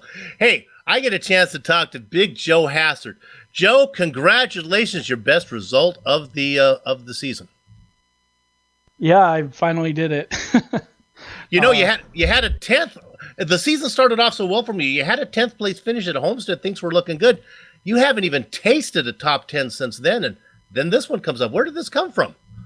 Well, I'd have to say the first part of the season was just due to some bad luck. Had some mechanical issues with the rig here, and I've had plenty of races. Texas, Pocono, I've ran up front, ran into some bad luck, and I think Pocono, my computer decided to take a dump on me. So, where I'm at in the standings is not indicative of the, how I've been driving. But it's good to get a podium at Indy. I mean, I was ready to take 6th place before we had some connection issues and stuff there, and me and Dan almost had enough to run down John. You had a great partner there with Dan Guerin. You guys really had a nice rhythm going on, swapping 2 or 3 times per lap. Yeah, well, me and Dan go way back. We were teammates back in the Last Lap Motorsports days, and we've had plenty of run-ins on the track. We know what each other's thinking. We know how to drive well together. I think last week in the Lotus race we needed the Indy 245, and this week we needed the Indy 510. Yeah, exactly. I just got the interview from Goke, and while I was doing the broadcast, I wondered, is he playing with them? Is he just minding the gap, or are they really coming? And he said, you guys were really coming. You just needed a few more laps. Yeah, it was. I think about when we had pit right around mid race there. I think I was about 3 seconds behind Dan, and I had a partner, but we just couldn't catch him, and ended up being on different fuel strategy than I think it was Chris that I was drafting with. We pit at different times, and I came out of the pits, and there was Dan, and we hooked up that whole second half of the race, and we had a heck of a run. I think it was a 10-second gap we mowed down and just couldn't get there. In the car, when you're in the cockpit, in the booth, sometimes you get a feel that you say, this thing might go green all the way. Did you kind of get that impression in there too? Yeah, after we got that first green flag stop in, usually things get spread out. If we can get through a round of pit stops and get through first 5-10 laps of the next stint, once everybody cycles through, there's nobody merging, anything else like that, it's going to go clean for a while. Yeah. Well, man, it was good to see you racing up front and good to see you bring it home. Congratulations on the 2nd place. Thank you. I just want to say thanks to my teammates, thanks to you guys, thanks to the league. It's finally nice to get one going, and hopefully we can turn the season around here. Hey, just so you know, the wives are getting thank yous as well. So do we have to worry about that? Not yet. Okay. Okay. Well, maybe one day. No worry, man. All right, Big Joe Hassard, winner, 2nd place finisher today. Good job. All right, Soup. That leaves our man, Dandy Dan Guerin. I know he put in a lot of practice laps. Dan, are you going to be satisfied with just taking a podium this evening? 3rd place? Are you crazy? That's freaking awesome. Joe helped me out there last half the race, as he was saying, and we were running Goke down. He was easily 9-10 seconds ahead of us there, and if we would have had 5 more laps, we would have been with him. There was like 5 to go, and Goke's like, wow, you guys are 2.5 seconds back from me. I better get going. Yeah, and listen, Dan, I got to ask you a question because I didn't get a chance to chat with you guys much before the race, but how were you and Joe not affected by all the trouble there in the Midwest with the internet? Boy, I don't know. It did seem like a little Midwestern thing because he's had computer issues most of the season so far, so he's been dropped several races already. I was kind of hoping that it wouldn't happen to him again, but it did right before the race started. Get it done, get it out of the way. Then, of course, Indiana was having an issue because Stouffer and all them guys, so I don't know how we didn't drop it because I've dropped in the past here, and I guess just lucky this time. Yeah, well, I know it's happened to you guys before where you've had problems and the same thing. Internet knocked you out, not been able to race, and boy, what a crippling blow to those guys, especially after all the laps. Talked about this during the race. All the laps you guys put in a league in practice. Guys like George, who has to miss out on this one. Sam, I keep wanting to call Ed his son's name, Sam, because actually Sam is the famous one in that family. But it was tough not to see Ed in the field tonight. Yeah, it was definitely tough. I sent George a message here after the race is over. Poor George over there in the Cool Club, and it sucks really bad for him just to drop him right before the race. And it sounds like it was a modem issue with him, and he was saying he can't get to it for about 3 or 4 days. Well, that is tough. Luckily, you guys get some time off before we get going again. Give everybody a chance to re-rack. But again, Dan, congratulations. Let's get those thank yous and shout-outs done, my friend. Definitely need to get them done here with a special paint scheme this week. Running the LOC Precision Lock Precision car for Dave Barber, and of course Dave Barber Financial. Of course, shout out to my teammates, Ian, Goke, Michael, of course, Jesse too, and my spotter Dave Cordy was on it all race long. Never missed a beat with it. Of course, got to say hi to my wife. I don't know if she's watching or not, but Dan, congratulations, my friend. We will see you when the season picks back up in just about a week and a half. Thanks a lot, Sean. See you later. All right, and that was Dandy Dan Guerin. And Soup, I think you've caught up with a guy who, had a pretty interesting race himself, Andrew Kinsella. Going to squeeze one more in here. We have our points leader coming in 7th place today. Andrew, nice race. I thought you were in good shape with that kind of alternate pit strategy. It didn't quite play out the way you needed it to. No, and that was my fault. I may have completed every lap so far this year, but apparently the pit road is my Achilles heel, especially on entry. This is the second time. Kentucky was the first where I got a speeding penalty coming into pit road, and man, I wish I could have been up there with Dan, and I think we had something for Jonathan, and not only me, but when Stouffer and Branch got disconnected, my heart just broke because we were on the right strategy. We had the fuel mileage to make it, and we could have had a real good finish for Adrenaline. Sean? Oh, sorry, Soup. I thought you were going to keep going with that. Andrew, it was a great race, but I'm going to shed a little light here. You've had a long day, sir. I have, and so have you, I believe. We were in the same second split, I believe, of Le Mans, and I had a quadruple stint that lasted till 3 a.m. my time, so I'm a little bit on the tired side. I was awake watching you get around. You were out there making friends. Maybe not really, but you were making friends, having a good time. You mean the banter with me and Pavelski? Oh yeah, yeah. We go way back. So, well, I gotta say it was fun seeing you out there with us. And were you a little nervous when the racing kangaroo got when you had to get by him? Oh no, like the big thing for me was just timing the passes, at least at Le Mans and here. Really, it's timing it so that you're not taking them by surprise. Well, hey, we're going to let you go get some rest. Congratulations on what you've managed to accomplish already, and this what's honestly the short end of the season. I'm sure there's a little more greatness to come. We wish you the best, my friend. Thanks, John. Okay, now before we give you the answer to the trivia question, let's go ahead and do our thanks here. We'd like to thank everybody. We couldn't make this happen if it wasn't for we'd like to thank the source for medical supplies and equipment in Burlington. Of course, I'm talking about First Medical Equipment. Burlington, Iowa area. They've been servicing that area for years because of their superior commitment to provide the absolute best in product quality and customer service. For more information, please visit www.firstmedequipment.com. Also, how about the guys at HPP Simulations? Nothing beats the feel of true hydraulic braking system in the world of sim racing, designed and manufactured in the USA on state-of-the-art, now get this, CNC equipment. HPP's hydraulic pedals and their accessories set the standard for simulation racing. For more information, please visit hppsimulations.com. Crackers? Soup. I want to thank Von Hansen's Meats, and maybe the director can get this slide up that you did here, but listen, they ask everyone, do you love meat? I do. And, well, I'll tell you what, Bobby Mikas over there at Von Hansen's Meats, well, that showed up on my doorstep Friday afternoon in a beautiful assortment of marinades, spices, rubs, barbecue sauce, and oh, those bags down below, that's all beef jerky. Beef jerky. Cracked pepper, garlic beef jerky.